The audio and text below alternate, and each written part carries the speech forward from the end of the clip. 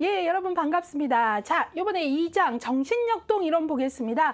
앞서서도 제가 이 과목의 개성을 잡는다고 처음에 얘기할 때 2장, 3장, 4장은 학자별 인간 이해다라고 얘기했죠. 예, 그래서 2장에서는 정신역동 이론, 그 다음에 3장에서는 인지행동 이론, 4장에서는 인본주의 해서 2장부터 4장까지는 학자별로 볼 거예요. 근데 부탁을 드리는 건 여기 학자별 이해가 여기서 끝나는 게 아니라 뒤로 가면 인간의 전생의 발달 단계에서 볼 때 학자별로 발달과 관련해서 발달 단계를 나눴거나 하는 내용들이 다시 한번 또 매칭이 되니까요. 여러분들이 요 내용들을 잘 잡고 가셔야 됩니다. 자, 2장 여기 봤더니요. 그 필수 학습 영역이에요. 빨간색이에요. 기출이 아주 높다라는 얘기죠. 그래서 필수 학습 영역이라는 걸 꼭 기억해 주시고요. 그 필수 학습 영역에서도 정말 출제 문항수를 봤더니요. 4문제까지. 예. 그러니까 한 해에 여기 2장에서 나오면 4문제까지도 나오더라라는 얘기입니다. 예, 그래서 꼭 기억을 해 주셔야 돼요. 2장의 기출 포인트 볼게요. 여기서 배우는 이론은 각각 한두 문제는 꼭 기출된다. 그러니까 여기에서 우리가 다루는 학자가 누가 있냐면 프로이트, 그 다음에 에릭슨, 아들러, 융 이렇게 하거든요. 그러니까 정신역동 이론의 요 학자들에 대해서는 여기 한 해에 그 한 4문제 정도니까 한 학자마다 한 문제씩 나오거나 경우에 따라서 누구는 2문제까지도 나오더라 이 얘기예요. 그래서 여기에서는 학자, 이론명, 주요 개념, 발달 단계 헷갈리지 않도록 정리해야 된다라는 거예요. 예. 그래서 헷갈리지 않도록 왜 종합 문제 나올 수도 있고요. 특히 프로이트, 에릭슨, 융은 융의 발달 단계는 이후의 발달 단계 뒤에 가서 우리가 태내기부터 노년기까지 배우는데 그때 발달 단계에서도 또 연결돼서 문제가 나오더라. 그러니 놓치지 말고 가라. 필수 중에 필수다. 더불어 아들러는 이 학자들 중에 정신역동 이론가들 중에 아들러는 발달 단계를 제시하지 않았다는 점이 중요해요. 아셨죠? 아들러는 발달 단계를 제시하지 않았어요. 그쵸? 그래서 또 시험에서 좋아합니다. 예, 그래서 기억을 꼭 해주시길 바래요. 예. 제가 뒤에 가서 그 2장부터 4장까지 다 하고 난 다음에 4장 강의 끝부분에서 이 학자별 인간 이해를 두 쪽의 표로 종합 정리해 드릴 거예요. 자, 그러면 이제 2장 무슨 공부할지 알았죠? 첫 번째 누구 보겠습니까? 프로이트부터 보겠습니다. 자, 프로이트의 이론은 우리가 정신분석 이론이라고 하고요. 최근 3년간 기출 예, 이렇게 연속적으로 나오고 있습니다. 빠뜨리지 않았다는 거죠. 자, 그러면 프로이트의 이론의 정신분석 이론의 특징부터 보도록 하겠습니다. 일단 프로이트는 인간 행동의 무의식적 측면을 강조했어요. 예, 프로이트는 의식이 아니라 인간의 무의식적 측면에 관심이 컸고요. 인간은 비합리적이고 통제할 수 없는 무의식적인 생물학적 성적 본능에 의해 지배받는 수동적 존재라고 보았습니다. 예, 프로이트는 인간을 수동적 존재라고 보았고요. 프로이트의 인간관을 설명할 때 수동적 인간관이라고도 하고요. 그 다음에 이제 우리가 정신결정론, 심리결정론 해갖고 정신결정론, 심리결정론 해갖고요. 결정론적 인간관, 인간 변하는 거 쉽지 않다. 이런 식으로 무의식에 막대한 영향을 받는 존재다. 이런. 예, 그래서 프로이트의 인간관은 수동적 인간관, 또 교재에 따라서는 비관적 인간관, 어떤 의미에서 변하기 쉽지 않다. 능동적으로 보지 않은 거기 때문에요. 그 다음에 또 어떤 표현도 쓰냐면요. 인간은 이드, 욕망대로 살고 싶은데 사회는 계속 제재를 하기 때문에 이 강한 인간의 이도와 사회적 제재가 부딪힌다 해서 투쟁적 인간관, 이런 용어도 씁니다. 자, 그래서 이걸 봤고요. 인간의 기본적 성격 구조가 초기 아동기 만 5세 이전의 결정, 이것도 좀 기억을 해주셔야 돼요. 프로이트는 인간의 기본적 성격, 초기 아동기 만 5세 이전이니까 프로이트의 발달 용어로 본다면 구강기, 그 다음에 학문기, 그 다음에 남근기까지가 5, 6세거든요. 요 세 단계가 프로이트는 매우 중요하다고 봤고 이때가 인간의 기본적 성격 구조가 형성된다고 봤어요. 누가? 프로이트가. 꼭 기억을 해주시길 바랍니다. 예, 그래서 이제 정신분석 이론의 특징을 받고 요걸 보면서 동시에 프로이트의 인간관을 설명을 했죠. 예, 그래서 프로이트를 비판하는 사람들은 인간이 그렇게 무의식의 포로냐, 과거에 억압된 무의식에 의한 뭐 과거의 포로냐 이런 식으로 비판하기도 하죠. 자, 그러면 이제 프로이트를 설명하는 주요 개념을 좀 보도록 하겠습니다. 시험에서는 주요 개념, 학자별 주요 개념을 문제로 내는 걸 참 좋아합니다. 예, 그래서 그런 것들을 조금 같이 볼 건데요. 지형학적 모형하고 구조적 모형, 요것들로 나눠지는 걸 먼저 하겠습니다. 프로이트는 인간의 마음에 대한 연구를 하는데 마음의 제1영역 해갖고 한 개 지형학적 모형으로 의식, 전의식, 무의식이고요. 프로이트가 연구 후반에 가서는 이것만으로는 인간의 마음을 다 설명할 수 없다 해서 마음의 제2영역, 제2영역을 얘기하는데 이게 바로 원초와 자아, 초자, 이드, 에고, 슈퍼이고입니다. 예, 꼭 아셔야 돼요. 그래서 일단은 이것부터 이제 잡으셔야 돼요. 프로이트의 마음의 지형학적 모형, 이런 식으로 그림 너무 많이 보셨죠? 예. 그래서 의식, 그 다음에 전의식, 무의식 했죠. 예. 그래서 지형학적 모형 이렇게 해서 수면 위에 요거 보이는 거는 빙산의 일각에 그치지 않는다. 이게 단 것 같지만 그렇지 않다. 그 안에 엄청난 무의식, 억압에 의해서 생긴 무의식이 아주 지대한 영향을 미친다. 이런 식으로 얘기를 했죠. 요렇게 한 걸 이렇게 하나의 어떤 지형으로 설명했잖아요. 그래서 이걸 마음의 지형학적 모형이라 그래요. 그 다음에 연구 후반에 어떻게 구조적 모형을 얘기했는데요. 이 구조적 모형은 이렇게 생겼어요. 우리 기본서 보면 다 나오죠. 예, 그래서 여기에 있는 게 슈퍼이고, 그 다음에 이고, 그 다음에 이드. 예. 그래서 이렇게 해갖고 의식, 전의식, 무의식이 있는데 이런 식으로 나눈 게 바로 구조적 모형이에요. 이걸 좀 생각하시면 됩니다. 자, 그러면 지형학적 모형하면 의식, 전의식, 무의식이에요. 자, 여러분 문제 지문 읽을 때요. 이거 공부 엄청 했어요. 어떤 식으로 했어요? 의식, 전의식, 무의식, 이드에고, 슈퍼이고 엄청 했는데 앞에 기준 용어를 기억을 안 했어요. 그러면 지문에서 이렇게 된 거죠. 볼게요. 프로이트는 지형학적 모형으로 원초와 자아, 초자로 나눴다 하면 틀리죠. 근데 그걸 못 보는 거예요. 원초와 자아, 초자로 나눴지. 이 생각만 하는 거죠. 그러시면 안 돼요. 자, 어떻게 매증 공부를 잘해야 돼요. 무엇을 기준으로? 의식의 수준을 기준으로 나눈 걸 지형학적 모형으로 나눈 게 의식, 전의식, 무의식. 성격을 구조적으로 본 구조적으로 나눈 게 원초와 자아, 초자. 예, 앞에 말들 연결력 꼭 가지시길 바랍니다. 자, 그러면 요것들 볼게요. 예. 의식부터 보도록 할게요. 의식, 우리가 자신에게 주의를 기울이는 바로 그 순간에 알아차릴 수 있는 경험과 감각. 예, 그래서 우리의 오감으로 알아차릴 수 있고 지각할 수 있는 것. 마음의 극히 일부분 빙산의 일각이라 그랬죠. 예, 그래서 알아차릴 수 있는 거. 이게 달 것 같죠. 우리는 우리의 오감각으로 알아차리는 게 달 것만 같잖아요. 근데 그게 다가 아니라는 거죠. 프로이트는. 그 다음에 전의식은요. 의식과 무의식의 중간 지점이고요. 그래서 의식과 무의식 사이의 교량 역할. 여기 좀 보시면요. 이 전의식은요. 프로이트는 어떻게 말했냐면 의식과 무의식 사이의 교량 역할을 하는 걸 뭐라 그랬다? 전의식. 그러니까 이 전의식은 뭐냐면 얼핏 생각 안 나요. 근데 조금 주의를 기울이면 노력하면 떠오르는 거죠. 초등학교 1학년 때 소풍이 생각나세요? 아이고 선생님 그런 게 어떻게 생각나요? 그러다가 어때요? 이 사람이 주의를 기울이면 노력하면 생각이 나요. 그때 소풍 갔다가 이런 일이 있었어요. 처음에 안 난다 그랬는데 쭉 올라오는 거죠.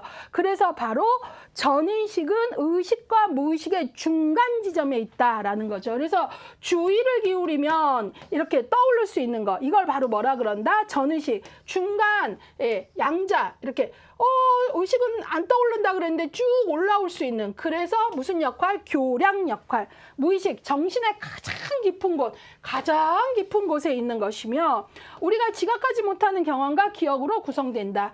인간의 지각 경험 행동의 상당 부분은 무의식에 의해 결정된다.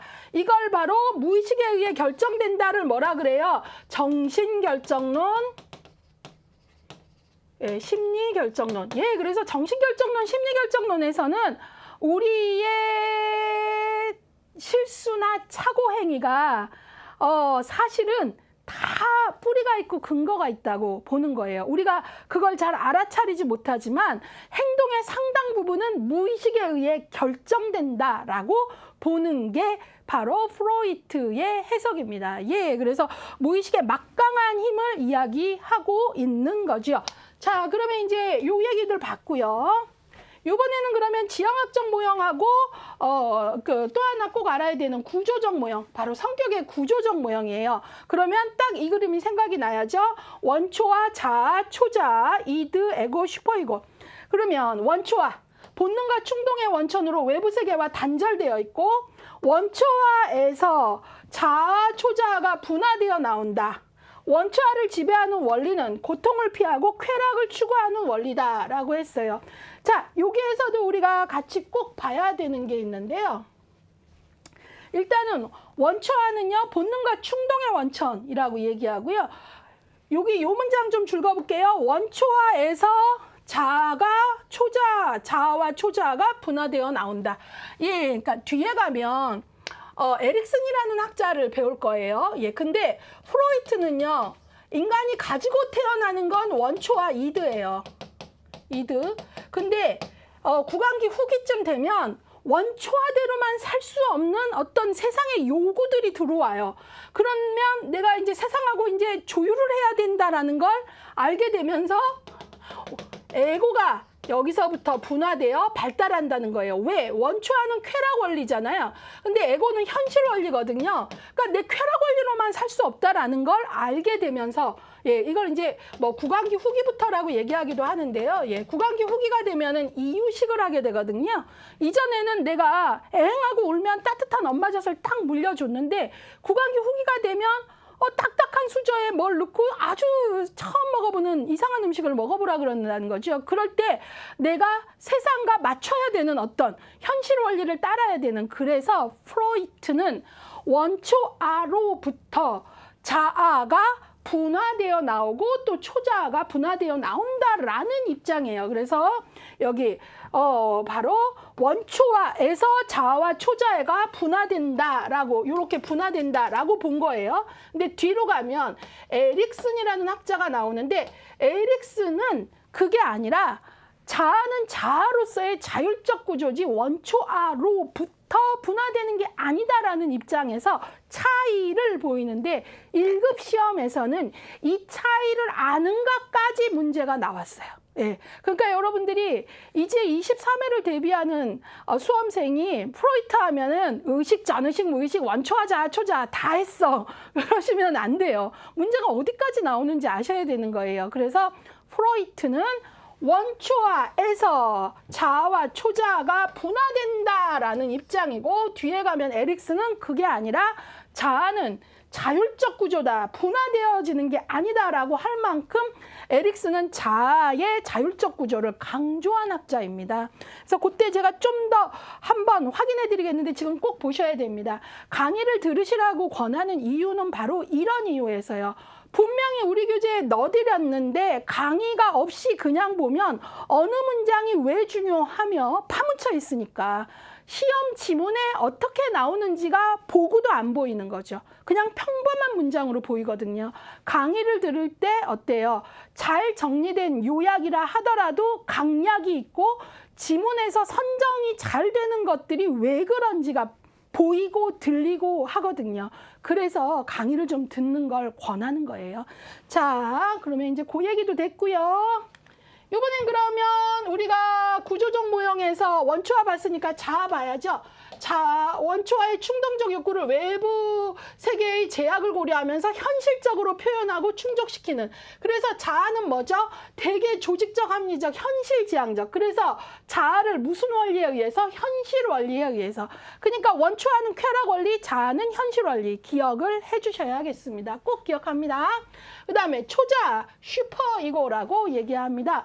옳고 그름을 판단하고 결정하는, 사회가 인정하는 도덕적 기준. 그래서 우리가 초자는 도덕 원리에 따라 움직인다라고 얘기해요. 그래서 현실적인 것보다는 이상적인 것을 추구하고 쾌락보다는 완전함을 추구한다. 자아와 함께 행동을 통제하는 기능을 한다 그랬어요. 자, 그러면 지금까지 본 거를 우리가 한번 정리를 하고 갈 필요가 있습니다. 구조적 모형에서 말하는 세 가지가 있네요. 이드, 에고, 슈퍼, 에고. 그쵸? 그래서 우리가 여기에서 요것들이 어때요? 지향하는 그 원칙이 다르다는 걸 알아야 되죠. 이드는 무슨 원리예요? 쾌락 원리로 움직이는 거예요. 쾌락 원리. 에고는 뭐죠? 현실 원리.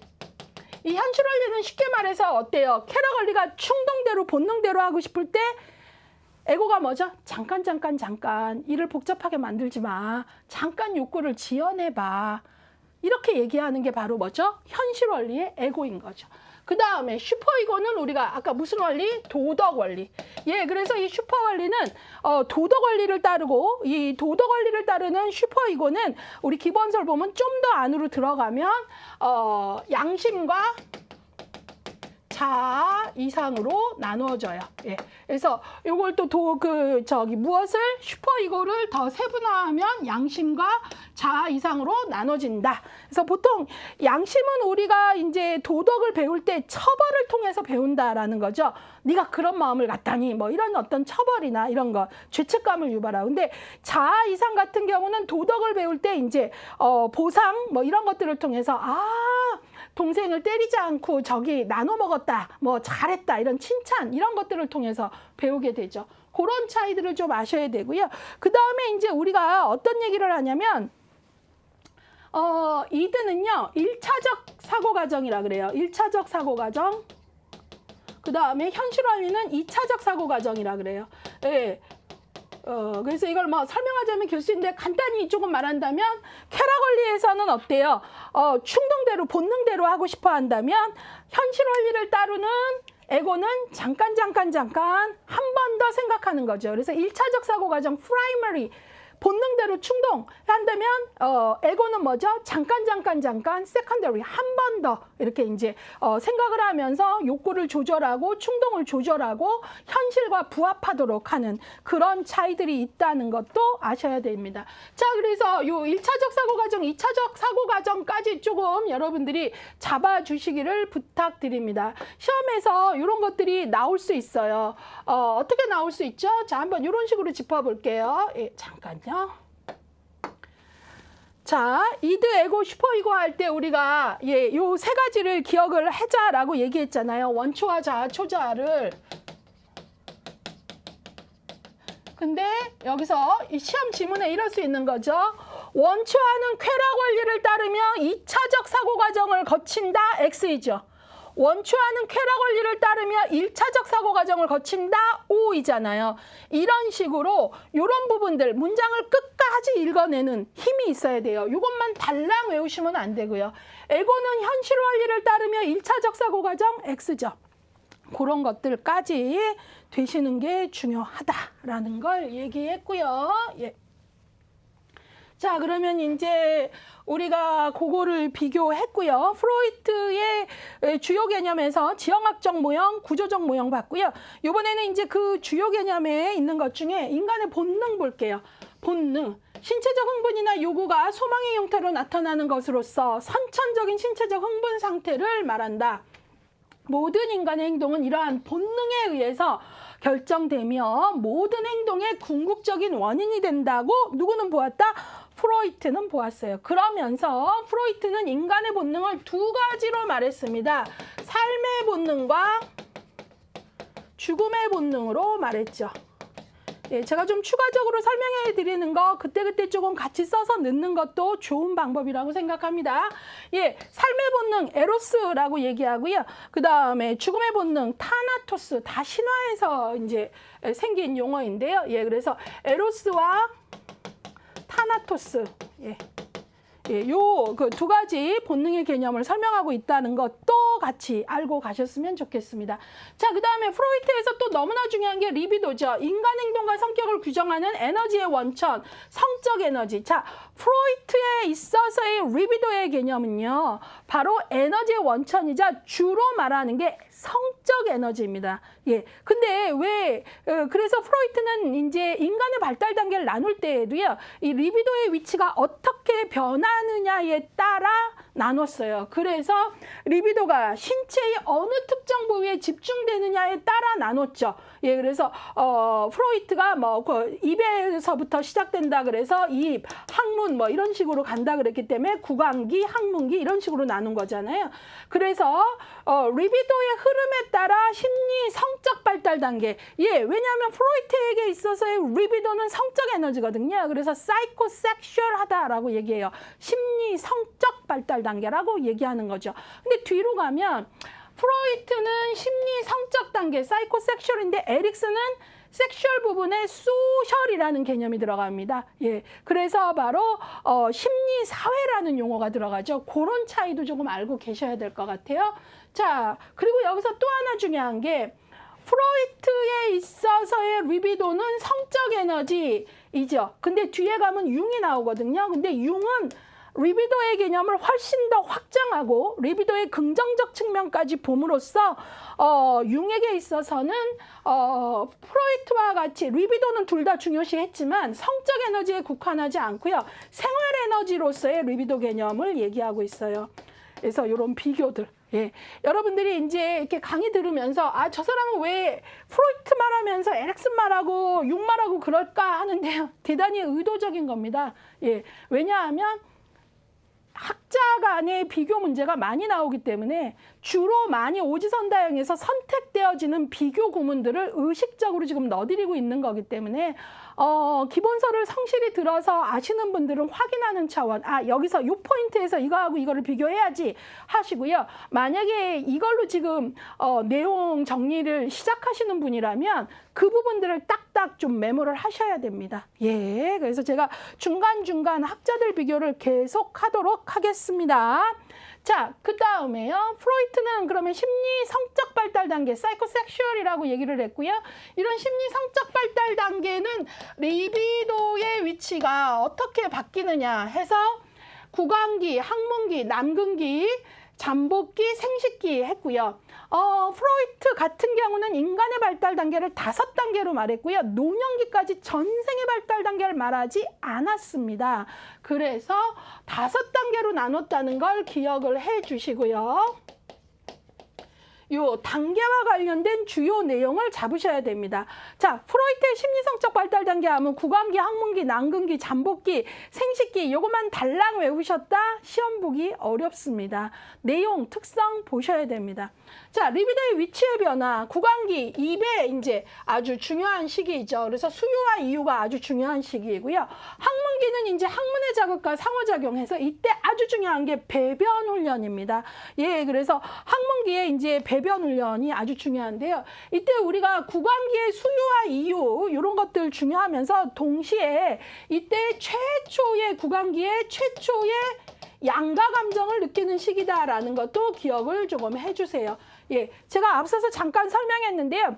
구강기 후기가 되면 언제나 내가 배고픈 사인을 보내면 와서 따뜻한 젖을 물려주던 엄마가 구강기 후기가 되면 이유를 시작한다 그랬잖아요. 그럴 때 이 엄마가 그 엄마 맞나? 아니 이 딱딱한 이거는 뭐고 여기 이 새로운 음식은 뭐야? 이러면서 이 엄마가 그 엄마가 맞나? 원래는 이 엄마는 100% 굿 마더였는데 배드 마더 아니야? 라는 굿과 배드의 최초의 양가 감정이 생긴다는 거예요. 예, 뭐 상세한 설명 들어보면 되게 재밌는데 길게 못하고 아무튼 그래서 최초의 양가 감정이 바로 이유하는 구강기 후기에 나타난다라는 것도 기억해 주시고요.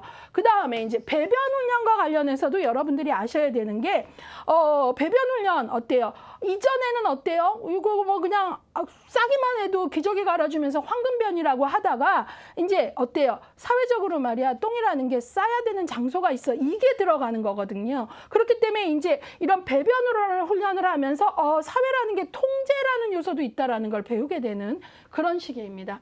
자, 그다음에 남근기에서는 여러분들이 생식기 자극, 리비도의 위치가 입에서 항문에서 여기서는 이제 생식기로 옮겨가는 거고요.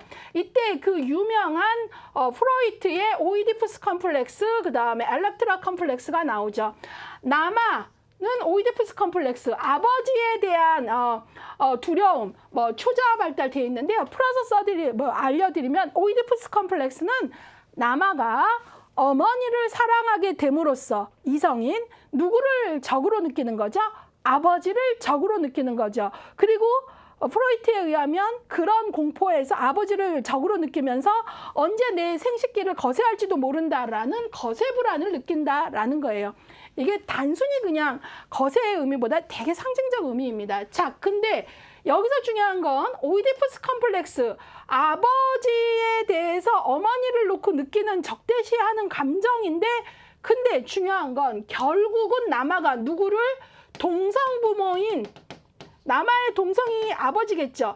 아버지를 동일시하죠. 그러면서 극복을 하게 돼요. 그래서 아버지에 대한 동일시를 하면서, 그러면서 아버지가 상징하는 세상의 규범을 배우게 돼요. 그래서 이 시기에 초자아가 발달한다고 얘기합니다. 다시 정리합니다. 남근기에 남아는 오이디푸스 컴플렉스를 느끼고요. 이러면서 아버지를 적대시하지만 결국은 동성부모인 누구? 아버지를 동일시하면서, 이성부모가 아니죠. 함으로써 극복한다. 이때 아버지를 동일시한다는 내용의 의미는 아버지를 통한, 아버지가 이제 세상의 규범을 상징하니까, 그래서 규범을 배운다라는 건 슈퍼이고 초자아가 발달한다라는 얘기다라는 거죠. 동성부모에 대한 동일시 강조합니다. 만약에 오이디푸스 컴플렉스는 이성부모에 대한 동일시를 통해 극복한다 하면 틀린 거예요. 이런 것들 정확히 보셔야 돼요. 들어는 봤어 하시면 안 되고요. 동성부모에 대한 동일시, 동성부모, 남아가 아버지니까 동성이겠죠. 그 다음에 여아는 엘렉트라 컴플렉스 반대죠. 바로 여아가 이성인 누구? 아버지를 사랑하게 됨으로써 누구를? 엄마를 적대시하는 거고요. 나에게는 페니스가 없어 라고 하면서 그걸 선망하는 걸 남근선방, 페니스 엠비라고 얘기합니다. 자, 그리고 이제 어머니에 대해 경쟁력을 느끼는 거죠. 그래서 오이디푸스 컴플렉스와 엘렉트라 컴플렉스 꼭 기억하시고요. 초자아 발달 꼭 기억해 주세요. 그 다음에 잠복기는 성적으로 활동이 잠재되는 시기이고요. 지적 발달, 그리고 이런 잠복기 때 이제 아주 그 사회기술 같은 걸 습득하게 되고요. 그 다음에 이제 생식기로 가면 이제 사춘기 되면서 정신적, 신체적 성숙이 거의 완성되고 성숙한 성적 관계로 발전한다 그랬고, 프로이트는 인간의 발달 단계를 전생애로 얘기하지 않았다라는 걸 기억을 해주셨으면 합니다.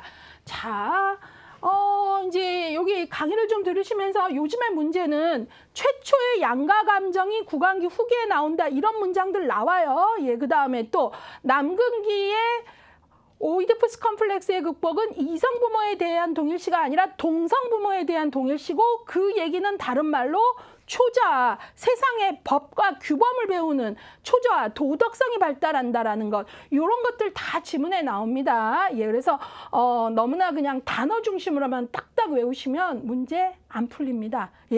그거 좀 보시고요. 그러면 이제부터 방어 기제에 대한 얘기를 하겠습니다. 디펜스 메커니즘이라고 하고요. 프로이트를 말하는데 디펜스 메커니즘을 얘기 안 할 수가 없죠. 그런데 우리가 여기 여러 종류의 그 방어 기제가 나오는데, 사실 프로이트의 디펜스 메커니즘은 프로이트가 이제 방어 기제에 대한 이제 생각들을 하고 했는데, 실제 우리가 현재 배우고 있는 방어 기제의 엄청난 종류들을 이렇게 정교화한 거는 프로이트의 딸 안나 프로이드가 그 작업을 이제 제대로 해내게 됩니다. 자, 프로이트의 방어 기제의 특징을 좀 볼게요. 우리가 방어 기제는요, 자아가 어떻게 무의식적으로 사용합니다. 언제? 불안할 때. 그래서 외부 세계의 요구로부터 스스로를 보호하고자 하는 무의식적 시도, 자, 어떨 때 사용한다고요? 보호하기 위해서. 고통스럽고 불안할 때, 긴장을 완화하고 자를 보호하기 위해서 사용해요.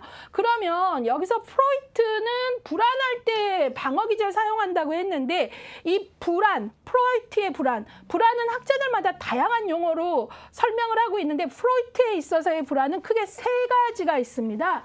현실 불안, 그다음에 신경증적 불안, 도덕적 불안. 예, 이 세 가지가 있어요. 프로이트의 이 세 가지 불안 좀 기억을 해주시길 바라고요. 현실 불안은 에고가 느끼는 거죠. 자아가. 그다음에 신경증적 불안은 이드 원초아와 에고가 이제 대립을 하면서 생기는 거고요. 도덕적 불안은 이드와 슈퍼이고 혹은 에고와 슈퍼이고가 부딪힐 때, 긴장이 발생할 때 생기는 것이다 라고 보시면 되고요. 그 다음에 마지막으로 방어기제는 그 자체가 병리적인 건 아니며 긍정적 기능도 있음. 평범한 문장 같지만 중요한 문장입니다. 우리가 생각하기에 방어기제는 되도록 안 쓰는 게 좋은 거 아니야? 이런 생각할 수 있는데 그렇지 않아요. 방어기제는요, 누구나 사용합니다. 중요한 건 지나치지 않는 게 중요해요. 그래서 우리는 클라이언트를 만날 때 이 사람이 주된 방어기제가 뭔지 누구나 사용하거든요. 주된 방어기제가 다를 뿐입니다. 근데 중요한 건 방어기제를 그 강도를 보셔야 돼요. 너무나 많이 사용하거나 한다면 이거는 역기능적인 거기 때문에. 그런데 방어기제를 하나도 안 쓰면 이것도 역기능적이에요. 왜? 방어기제가 긍정적 기능도 있기 때문에 그래요. 우리는 불안할 때 어느 정도 방어기제가 올라와야 되죠. 예, 그래서 합리화를 하기도 하고 사람들은 여러 방법을 씁니다. 예, 그래서 방어기제 그 자체가 병리적이고 없애야 될 것이다. 이런 류의 지문은 아닌 거죠. 그래서 누구나 방어기제를 사용한다라는 걸 꼭 기억해 주시고, 중요한 건 방어기제가 지나친가 아닌가를 판단하는 게 중요하고, 방어기제의 긍정적 기능도 있습니다. 예컨대 방어기제 중에 자기 합리화가 거의 작동하지 않는다면 극단적으로 자살을 할 수 있습니다. 예, 그렇기 때문에 너무 다 자기 합리화가 진짜 너무 안 되는 사람은 어느 정도 합리화라는 방어기제를 사용할 수 있도록 하는 것도 치료의 목표가 될 수 있다라는 거죠. 바로 이러한 내용적 그 차이를 잘 알아야 돼요. 그래야 오지선다약 선택 지문이 정확히 읽혀집니다. 자, 그래서 여러분들이 그런 걸 조금 보시고요. 자, 그러면 이제 방어기제와 관련해서 종류가 나오네요.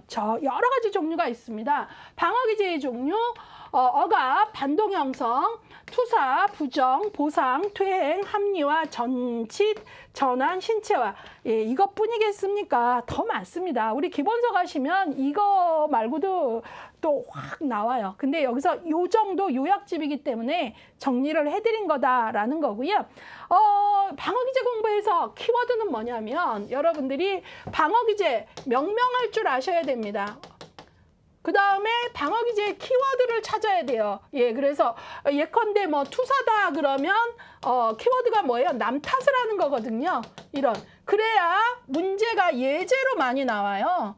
그리고 속담, 그 다음에 관련 신조 이런 거 나올 수 있는데 여러분들이 각각의 방어기제의 키워드를 알아야 명명할 수 있죠. 예제나 사례를 읽고 이 방어기제 뭐야? 라고 알 수 있겠죠. 이것들이 정리가 되어야 돼서 방어기제에서는 예제 연결력을 가지셔야 된다라는 걸 강조하고요. 지금부터 여기에 소개된 방어기제들을 볼 건데 일단 여러분들이 투사나 여기 보시면 부정은 상대적으로 요거는 좀 미성숙한 방어기제, 유아적 방어기제라고 얘기합니다. 예, 방어기제 중에 좀 미성숙한 거. 투사는 매사에 남 탓하는 거거든요. 불안할 때 다 너 때문이야 뭐 이런 거고요. 부정은 누구나 다 그게 아닌 걸 아는데 혼자 아니야, 아닐 거야, 그럴 리가 없어 이런 거거든요. 그래서 이런 것들은 좀 미성숙한 유아적 방어기제라고 하고요. 그 다음에 이제 상대적으로 좀 성숙한 방어기제를 얘기할 때 우리가 어떤 걸 쓰냐면 억압인데요. 이 억압은 오해가 없으셔야 돼요. 적절한 수준의 억압이에요. 지나치면 안 돼요. 그러면 그건 성숙한 게 아니죠. 적절한 수준. 우리가 의외로 많이 사용하는 게 적절 수준의 억압입니다. 예, 무의식적으로 이게 작동을 하는 거죠. 예, 그래서 적절한 수준의 과잉으로 쓰면 안 되고요. 억압. 그 다음에 또 많이 하는 게 성숙한 방어 기제 중에 우리가 많이 얘기하는 게 유머예요. 유머. 그 다음에 건강한 이타심. 그 다음에 성숙한 방어 기제의 아주 대표가 바로 승화죠. 승화. 예. 승화가 뭡니까? 내가 어떤 거에 대해서 불편한 어떤 것들을 느낄 때 사회적으로 용인되는 형식으로 풀어나가는 걸 승화라 그러죠. 아버지에 대한 오래된 적개심과 공격성이 있는데 가서 아버지를 때리는 게 아니라 뭐 권투 선수가 된다라거나 이런 것들이 사회적으로 용인되는 방식으로 풀어내는 이런 것들을 바로 우리가 성숙한 방어기제. 예, 그래서 여기에서는 미성숙한 방어기제의 대표가 투사나 부정, 성숙한 방어기제로 적절 수준의 억압, 유머, 이타심, 승화 이런 걸 쓴다는 것도 조금 묶어주시길 바래요. 특히 억압은 적절 수준이 아닐 때에는 건강하지 않은 거라는 것도 강조하고 가겠습니다. 자, 그러면 방어기제의 종류에서 일단 여기 나온 것들 빠르게 보도록 하겠습니다. 억압, 의식에서 용납하기 어려운 생각, 욕망, 충동 등을 무의식 속에 머물러 놓는 것. 이걸 바로 억압이라고 합니다. 우리가 보통 어느 상황에서 의식적으로 억누르는 건 억제한다 그래요. 아, 너무 억제하지 마 이러죠. 근데 무의식적으로 하는 건 억압이라고 합니다. 예, 그래서 이제 우리 기본서 보시면 요 관련된 예제들이 너무 잘 나와 있습니다. 내 남자친구를 뺏어서 결혼한 친구가 있는데 몇 년 뒤에 봤는데 친구 얼굴이 못 알아본다. 이거 억압이죠. 내가 너무나 강렬하게 괴로우니까 억압을 했더니 너무나 강렬하게 억압을 했더니 못 알아보는 이런 어떤 것들, 이런 것들이 이제 억압의 어떤 하나의 양상으로 나타날 수 있는 겁니다. 인간의 마음이 그렇게 아주 신비한 요소가 있다라는 거죠. 그래서 용납하기 어려운 생각, 욕망, 충동을 무의식 속에 머물러 놓도록 하는 거 억압. 적절한 수준에서는 우리가 성숙하다 그러지만 지나치면 안 된다. 꼭 기억해 주시고요. 반동 형성, 무의식 속에 받아들일 수 없는 생각, 욕구, 충동을 정반대로 우리 속담 중에 미운 놈 떡 하나 더 준다가 대표적인 속담입니다. 내 마음은 미워 죽겠는데 떡 하나 더 주는 알 수 없는 정반대의 행동으로 표현하는 거죠. 자, 그 다음에 투사. 자신이 용납할 수 없는 충동, 생각, 행동을 무의식적으로 다른 사람이 이러한 충동, 생각, 행동을 느끼거나 행동한다고 믿는 것, 투사. 그래서 투사는 주로 뭘 많이 해요? 남 탓을 하는 거죠. 대표적인 속담으로 서툰 목수가 연장 나무란다, 똥 묻은 개가 겨 묻은 개 나무란다. 이런 것들이 바로 투사입니다. 예제로도 많이 시험에 나왔었고요. 그 다음에 부정. 의식적으로 표출되면 도저히 감당할 수 없는 생각이나 욕구를 무의식적으로 부정하는 것. 아니야, 아닐 거야. 이런 것들입니다. 예. 자, 그래서 우리가 이것들 눈 가리고 아웅한다. 이런 속담하고도 좀 연결되고요. 보상. 어떤 분야에서 특별히 뛰어나거나 인정을 받음으로써 다른 분야에서 실패나 약점을 보충하고자 하는 경우 이런 것들을 우리가 보상, 예, 그래가지고 가난한 사람이 기와집 짓는다 이런 속담이 있기도 하고요. 그 다음에 우리가 신조어로 나폴레옹 컴플렉스 이런 것들이 해당하고요. 그 다음에 퇴행, 심한 스트레스 또는 좌절을 당했을 때 현재의 발달 단계보다 더 이전 단계의 발달 단계로 후퇴하는 걸 퇴행이라고 합니다. 이 퇴행은 여러분들이 여러 가지 예를 들 수 있는데 흔히 많이 드는 게 동생 보면 똥오줌 가리던 애가 바지에 똥 싼다 이런 얘기들도 하고요. 또 꼭 그런 것 말고도 교장 선생님이 초등학교 동창회 가서 아주 어린아이 같이 놀았다 이런 것들도 일시적 퇴행이다라고 볼 수 있습니다. 자, 그 다음에 우리가 보통 조금 더 깊이 들어가면 이 퇴행이 보통 고착된 시점으로 많이 간다 그래요. 이 고착이라는 게 이제 픽스된다 그러는데요. 인생의 어느 시기에 너무나 과다하게 만족했거나 너무 결핍된 그 시점으로 퇴행을 하더라 이런 얘기들도 합니다. 자, 그 다음에 합리화. 자신의 언행 속에 숨겨져 있는 용납하기 힘든 충동이나 욕구에 대해 사회적으로 그럴듯한 설명이나 이유를 대는 걸 합리화한다 그럽니다. 여러분들이 잘 아는 뭐지요? 여우와 심포도의 우화가 대표적인 합리화죠. 안 닿아서 못 먹는 걸 저거 되게 맛없고 싫을 거야. 이런 얘기하죠. 또 속담 중에 핑계 없는 무담 없다. 이런 것들도 합리화와 연결된다고 할 수 있겠습니다. 전치. 실제 어떤 대상에 대한 감정을 다른 대상을 상대로 표출하는 걸 전치라고 합니다. 요거 조금 얘기하고 갈게요. 예. 전치는요. 나보다 약한 대상에게 푸는 거예요. 아까 승화는 그림으로 그리자면 사회적으로 용납 가능한 어떤 그런 수준으로, 그래서 이제 보다 사회적으로 용납 가능한 건강한 수준으로 하기 때문에 우리가 승화인 경우에는 뭐라 그래요? 성숙한 방어 기제라고 얘기하는 거고요. 지금 나와 있는 전치는 나보다 약한 대상에게 감정을 표출하는 거예요. 그러니까 나보다 약한 대상이라는 거는 뭐예요? 아버지에게 혼났는데 나오면서 문 앞에 있던 강아지를 뻥 찼다. 동생을 확 밀었다. 이런 것들이 바로 나보다 약한 대상, 전치인 거죠. 예, 그 다음에 이제 여기는 안 나왔지만 또 뭐가 있냐면 대치라는 게 있어요. 우리 기본서 보시면 대리 형성 대치라는 게 있는데요. 그거는 또 어떤 거냐면 비슷한 대상에게 옮기는 거예요. 대치. 예.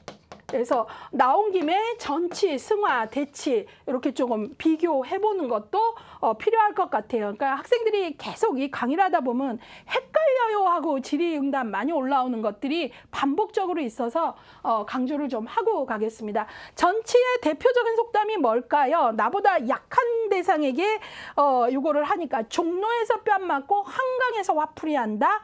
또 뭐 때리는 시어머니보다 말리는 시누이가 더 밉다. 이런 것들이 이제 대표적인 속담이고요. 전환 보겠습니다. 여기서는 전환에서 또 기억을 해야 되는 게 있는데요. 전환은 여기 잘 나왔는데요. 신체화하고 같이 비교를 해야 됩니다. 제가 지금 전치, 승화, 대치 헷갈리지 않게 비교해 드렸고요. 전환하고 신체화도 좀 비교를 할게요. 전환하고 신체화는요.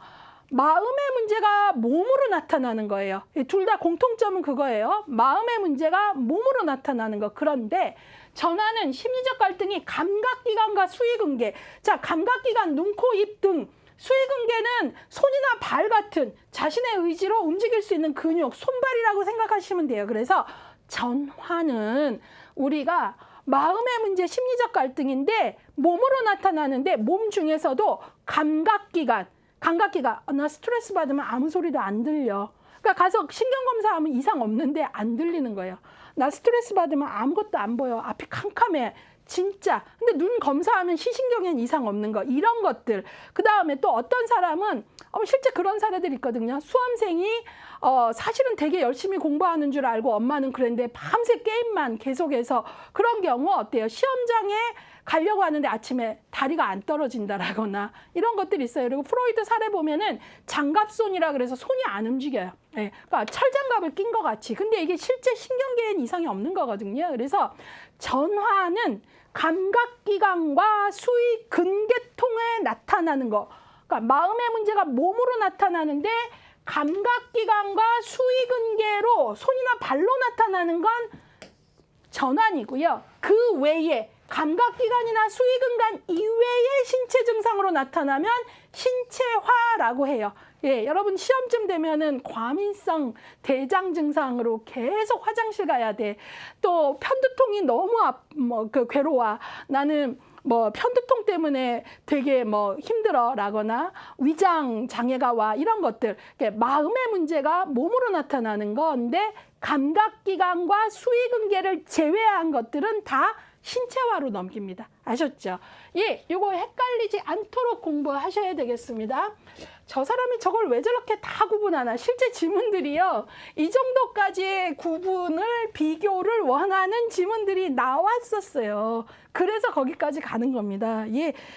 자, 그런 거 조금 봐주시고요. 예. 그러면 이제 여러분들하고요, 프로이트에 대해서 같이 우리가 봤는데, 방어기제에서는 여러분들하고 한 번 더 정리한다면, 문제가 나오면 예제나 사례로 나올 수 있다. 그래서 나온 거는 어느 방어기제냐 물어볼 수 있다. 그러려면 바로 명명만 할 줄 알면 안 되고, 키워드를 찾아낼 줄 알아야 된다라는 거. 그래서 예제 연결력, 그 다음에 이제 조금 속담들 같이 좀 소개해 봤는데 그런 것들 같이 기억해 주시고, 방어기제를 얘기하려면 프로이트가 방어기제는 주로 인간이 불안할 때 사용한다 그러니까 프로이트의 불안의 종류 좀 기억해 주시고, 방어기제를 쓰는 것 자체가 문제가 되는 것보다 모든 사람은 방어기제를 쓰는데 과다하면 안 된다라는 강도와 균형, 이런 것들을 좀 중요시 봐야 되고, 이런 것들을 좀 생각해 주시면 좋겠습니다.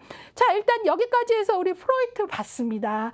이제 요 다음에서 이제 에릭슨 보도록 하겠습니다. 예, 그러면 이번에는요, 우리 2장의 정신역동 이론가 중에 두 번째로 에릭 에릭슨을 하도록 하겠습니다. 앞서서도 잠깐 말했지만 에릭 에릭슨은 심리 사회 모델이에요. 예, 그래서 프로이트는 심리 성적인데 이 사람은 사회라는 요소를 중요하게 봤어요. 인간과 관계, 환경 이런 요소들 본 거죠. 그래서 심리 사회 이론, 학자들마다 이론의 명칭 좀 정확히 아셔야 돼요. 자, 여기 봤더니 최근 3년 예, 다 들어와 있네요. 표시가. 자, 심리 사회 이론의 특징. 에릭슨의 이론입니다.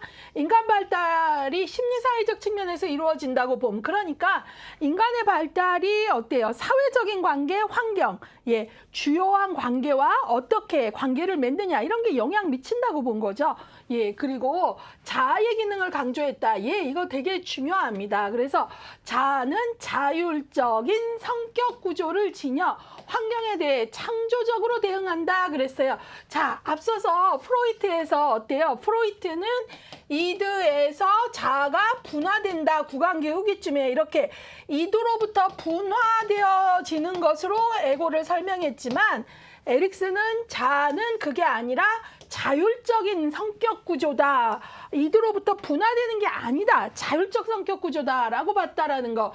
요 차이를 꼭 아셔야 돼요. 예, 이거 중요합니다. 예, 그래서 만약에 지문에 에릭슨은 자아를 이드로부터 분화된다고 봤다. 그러면 그거 틀린 거예요. 그 다음에 에릭슨이 되게 또 중요한 의의를 갖는 게 프로이트는 전생의 발달이 아니라 5단계까지 얘기했는데 바로 에릭슨은 전생의 발달 8단계로 말하면서 노년기까지 얘기를 하게 된 거죠. 예, 그래서 이런 의의가 상당히 크다라는 걸 기억을 해주셔야 되겠습니다. 그래서 우리가 프로이트하고 에릭슨하고 뭐 비교를 할 수 있는 여러 요소들이 있는데요. 그 중에서도 이제 에릭슨은 전생의 발달 단계를 말했다. 그 다음에 프로이트는 아까 인간을 되게 수동적인 존재로 봤는데 에릭슨은 그게 아니라 창조적으로 환경에 대응하는 존재이고 수동적 존재 아니고 능동적인 존재라고 본 거죠. 창조적, 능동적 존재로 봤다라는 거. 그 다음에 방금 말씀드렸듯이 자아는 에고로부터 분화되는 것이 아니라 그 자체로 형성되는 자율적인 성격 구조다라는 걸 꼭 잡아주셔야 됩니다. 계속 이렇게 비교할 수 있으셔야 돼요. 예, 그거 봤고요. 주요 개념이 나오는데요. 에릭슨의 주요 개념으로 우리가 이제 같이 조금 봐야 되는 것들은 자아 정체감, 점성 원리, 그 다음에 위기 이런 개념인데요. 자아 정체감은 에릭슨이 바로 청소년기에 아주 중요한 걸로 봤잖아요. 그래서 청소년기에 자아 정체감을 형성하느냐, 그렇지 못하느냐, 이 위기를 어떻게 극복하느냐가 되게 중요하고 그게 청년기에도 영향을 미친다고 봤고요.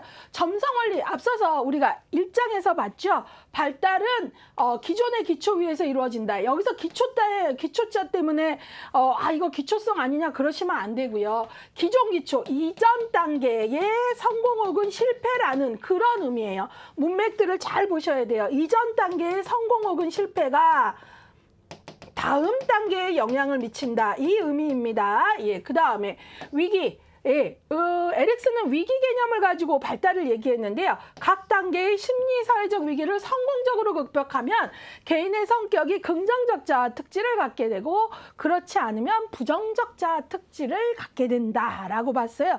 그것도 상당히 중요한 개념입니다. 자, 그래서 이제 에릭슨에 대해서 이제 기초적인 거 심리사회 이론이라고 한다 하고 자아를 어떻게 봤느냐, 그 다음에 인간관 능동적이고 창조적인 존재로 봤다 이런 걸 했고요. 자, 이제 그 다음을 같이 보시도록 하겠습니다. 예, 넘겨볼게요. 자, 바로 여러분들이 이제 교재를 보시면 44쪽에 에릭슨의 심리사회적 발달 단계가 나오는데요.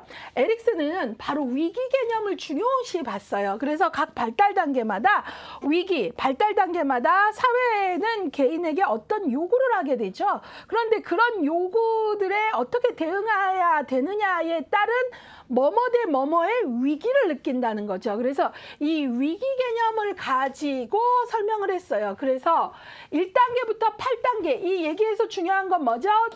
에릭슨은 전생의 발달을 얘기했다. 그리고 시간 관계상 제가 연령은 하나하나 읽지 않을게요. 예.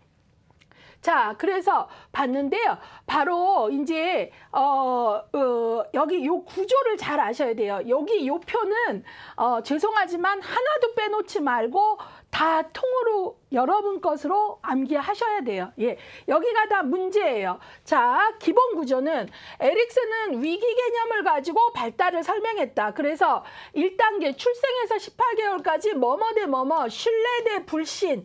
예, 그 다음에 2단계 18개월에서 3세에 갖고 자율성 대 수치심, 이런 식으로 뭐뭐 대 뭐뭐로 설명했는데, 요 시기와 요 단계 명칭을 알아야 된다라는 걸 꼭 강조할게요. 예컨대 여기 보시면 6세 12세면은 누가 봐도 아동기잖아요. 이때 중요한 건 근면성 대 열등감, 요런 것들. 예. 그래서 뭐 2단계 같은 경우는 우리가 보통 삐아제로 말하면 전조잡기 정기잖아요. 예. 그다음에 3단계는 뭐 후기 나인데요.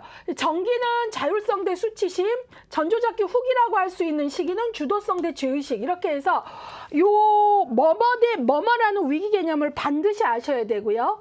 그 다음에 또 하나 중요한 건 각 단계에서 에릭슨은 어떻게 말했냐면, 앞에 것을 성취하게 되면 긍정적 자아 특질을 얻게 되고, 그렇지 못하고 실패하게 되면 부정적 자아 특질을 갖게 된다 해갖고, 신뢰를 갖게 되면 희망, 예, 불신이면 이제 위축, 이렇게 얘기했고요. 그러면 그 시기마다 중요한 인간관계가 있다라고 봤어요. 그리고 이 인간관계는 에릭슨은 심리 사회 모델이죠. 이 사회적 관계가 점점 확대되는 걸 볼 수 있어요. 자, 그럼 제가 그걸 확인해 볼게요. 태어나서 0세에서 18개월에서는 누가? 바로 어머니가 되게 중요해요. 주양육자와.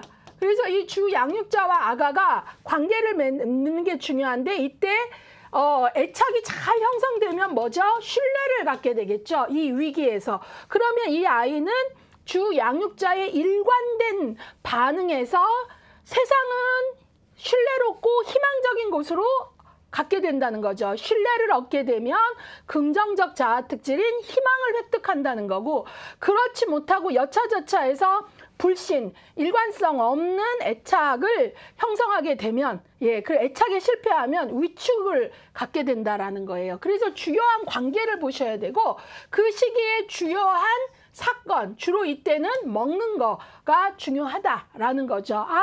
하고 올 때 아이고 배고파 하고 일관된 반응을 하느냐, 이런 것들이 되게 중요하다는 거죠. 자, 그래서 여기 보시면 여러분들이 이것들을 외우셔야 돼요. 각 단계마다 신뢰된 불신, 주도성 대 죄의식, 뭐 이런 식으로.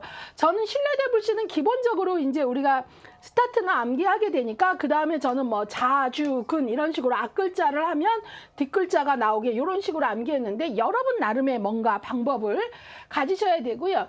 이 표를 읽을 줄 알아야 돼요. 자, 자율성 대 수치심 단계 가면 관계가 더 확장되는 걸 아시겠죠? 부모, 그 밑에는 가족. 예컨대 여기 아동기에 가면 근면성 대 열등감이에요. 이때 내가 근면성을 성취하게 되면 유능감이라는 긍정적 자아 특질. 근데 열등감을 갖게 되면 무력감이 된다는 거고, 이때 아주 중요한 관계가 이웃, 특히 교사. 예, 교사가 초등학교 이렇게 들어갔을 때 어떻게 이 아이에게 상대하느냐에 따라서 유능감을 가질 수도 있고 무력감을 가질 수도 있다는 거잖아요. 예, 그리고 이때 주요 사건은 취약이겠죠. 이런 식으로 설명을 했다는 요 구조를 아시고, 자, 시험 문제에서는 요 구조가 다 답이 나올 수 있어요. 어느 시기에 아동기는 주도성 대 죄의식이다, X이죠. 근면성 대 열등감이죠. 또 중요한 게, 만약에 이렇게도 얘기할 수 있겠죠. 아동기의 긍정적 자아 특질, 근면성을 획득하면 희망을 얻는다, 틀렸잖아요. 유능감이잖아요. 이런 식으로 정확히 아셔야 되고요. 긍정 부정 자아 특질에서는 주로 시험에 긍정적 자아 특질까지는 적극적으로 나와요. 그래서 거기까지는 암기사항입니다. 더 고르시면 안 돼요. 그 다음에 주요한 관계는 점점 확대된다. 그래서 여기 보시면 확대되는 걸 느낄 수 있죠. 노년기면 인류 동조까지 받고요. 주요 사건들이 이제 달라지는 거죠. 예, 그래서 요것들을 아시는 게 아주 중요하다는 걸 강조하고, 요것들이 시험 문제 모두에서 나와요. 특히 여기에서 주도성 대 죄의식, 자율성 대 수치심, 요것들 헷갈리지 않게 공부하시는 게 중요할 것 같아요. 그래서 자율성 대 수치심은 18에서 3세, 주도성 대 죄의식은 3세에서 6세. 그러니까 학년 전 단계도 둘 나눴잖아요. 삐아제로 치면은 이게 전조잡기 전기에 해당하는 게 자율성 대 수치심이고, 전조잡기 후기에 해당하는 게 바로 주도성 대 죄의식이거든요. 예, 그래서 요런 것. 자율성 대 수치심에서 자율성은요, 내가 할게 이런 말 잘하고요. 주도성 때는 뭐냐면 목적의식을 갖고 주도하는, 우리 뭐뭐 해보자 이런 거예요. 예, 그래서 요런 것들과 관련돼서 요때 얻는 긍정적, 부정적 자아 특질 연결하시는 거 아주 중요하다라는 거고, 시험에서 유난히 이 전체 단계들을 보다 보면 잘 나오는 게 1단계 신뢰 대 불신하고요. 근면성 대 열등감. 요 바로 아동기 나이도 시험이 좋아하고요. 청소년기도 에릭슨에게 있어서 상당히 의미 있습니다. 에릭슨은 청소년기에 자아 정체감을 획득하느냐, 그렇지 못하느냐, 역할 혼란 이렇게 봤죠. 그래서 청소년기의 자아 정체감이 뭐냐면 나는 누굴까? 나는 뭘 할 때 행복한 사람이고 어떤 직업을 갖고 날 표현하고 싶은 사람인가? 내가 좋아하는 게 뭐지? 이런 거거든요. 그때 이거를 획득을 하면 당연히 뭐가 나오죠? 성실성이 나오죠. 내가 원하는 바를 알았기 때문에 성실할 수밖에 없다는 거예요. 예, 그래서 긍정적 자아 특질이 성실성이라는 거고, 이 시기에 아주 중요한 관계가 또래 집단 이런 것들이 이제 중요하게 나오고, 청년기는 친밀 대 고립, 그 다음에 중년기를 보시면 생산성 대 침체인데요. 이 단어가 좀 중요한 거 봐드릴게요. 중년기도 시험에 자주 언급이 되는데요. 이때 이 생산성은 단지 아이를 낳고 양육하는 것뿐만 아니라 중년기에 내 자녀를 잘 양육하는 것도 생산성과 관련되지만, 내가 만약에 조직에 속한 사람이라면 조직에서 내가 뭐 후배들에게 멘토 같은 역할을 할 수 있고 이런 거. 그래서 돌봄과 배려의 능력을, 생산성을 갖는다는 건 돌봄과 배려의 능력이라는 긍정적 자아 특질을 갖게 된다 이런 거예요. 자, 그 다음에 이제 노년기가 되면 자아 통합 대 절망인데요. 이때 자아 통합은 뭐냐 하면 100% 성공한 노인이 되는 걸 얘기하는 게 아니라, 노년기의 자아 통합은 뭐뭐 대 뭐뭐의 위기에서 다 긍정적 자아 특질만 가진 노인이 자아 통합을 할 수 있다 이런 게 아니에요. 어찌 보면 이 뭐뭐 대 뭐뭐의 위기에서 다 긍정적 자아 특질만 100% 가졌다, 되게 성공적인 인생일 것 같지만 실제 존재하기 어렵고, 100% 위기에서 긍정적 자아 특질만 가졌다면 어찌 보면 또 하나의 괴물이 됐을 수도 있어요. 인간의 삶이라는 게 흔들리는 시기가 있고, 또 어떤 위기 과정에서 내가 어때요? 그 성취가 부정적 자아 특질로 가는 시기도 있고 그렇잖아요. 그렇기 때문에 100% 이걸 다 하는 게 노년기의 자아 통합이라는 게 아니라, 노년기의 자아 통합의 의미는 이런 거예요. 아, 내 인생을 회고컨대 성공도 있었지, 실패도 있었지. 하지만 실패한 그것도 나야 하고 내가 품고 있는 그대로의 내 삶을 수용하고 끌어안을 수 있는 힘을 자아 통합이라고 한 거예요. 그럴 때 바로 노년기에 자아 통합한 노인은 뭐라는 긍정적 자아 특질? 지혜를 갖는다라는 거죠. 예, 그래서 자아 통합 대 절망에서 요 개념도 알고 계셔야 돼요. 그래서 노년기 자아 통합은 다 긍정적 자아 특질을 가졌을 때 가능하다 이런 거 아니고요. 그 다음에 여기서 꼭 기억해야 되는 건, 이 모든 단계에서 8단계 모든 단계에서 바로 에릭슨은 무슨 원리를 말하죠? 점성 원리. 이전 단계의 성공 혹은 실패는 다음 단계에 영향을 미친다. 예, 그래서 우리 교재 보면 뭐 청소년기에 자아 정체감을 획득했느냐 못했느냐가 청년기에 친밀감을 형성하느냐 못하느냐에도 중요한 영향을 미친다라고 예를 들 수 있는 거죠. 예, 그래서 이 부분은 여러분들에게 제가 꼭 강조하고 싶은 건, 죄송하지만 모두 다 외우세요예요. 특히 긍정 부정 자아 특질에서는 긍정적 자아 특질까지는 시험에 구체적으로 다 나왔고, 연결이 바른 것은 아닌 것은 나왔다. 그래서 너무 버거우면 긍정적 자아 특질만이라도 연결을 꼭 해라. 뭐뭐 대 뭐뭐는 기본이고, 중요한 관계는 누군지 매칭할 수 있게 해라 이거고요. 그 다음에 중요 사건도 같이 봐주시면 좋고요. 그 다음에 이제 조금 힘드시겠지만, 이게 진짜 공부가 잘 된 경우라면 이게 돼야 돼요. 조금씩 개월 수의 차이는 있지만 에릭슨의 8단계는 다른 학자의 어느 단계와 연결되는가? 예컨대 보세요. 프로이트라면은 신뢰대 불신은 구강기고요. 자율성 대 수치심, 이때는 뭐죠? 용변 훈련 아주 중요한 학문기입니다. 그쵸? 그 다음에 주도성 대 제의식, 요때 이제 3세, 6세, 요때 남근기죠. 그 다음에 이제 학령기 들어가면은 어때요? 리비도가 수면 아래로 쭉 내려가는 잠복기죠. 근데 다시 청소년 시기가 되면 다시 어떻게 돼요? 성기기 해갖고 우리가 다시 한번 2차 성징하면서 생식기 해갖고 이때로 다시 올라오거든요. 그래서 요것들 프로이트를 매칭하는 거 되셔야 되고요. 그 다음에 이 얘기는 다른 말로 하면 삐아제까지도 좀 연결이 되셔야 돼요. 삐아제가 좀 헷갈릴 수 있는데요. 삐아제는 신뢰대 불신은 감각운동기 뭐 0세에서 2세 정도까지 봤는데 몇 개월 차이가 있더라도요. 그 다음에 삐아제에서 헷갈릴 수 있는 게 요 2단계인데요.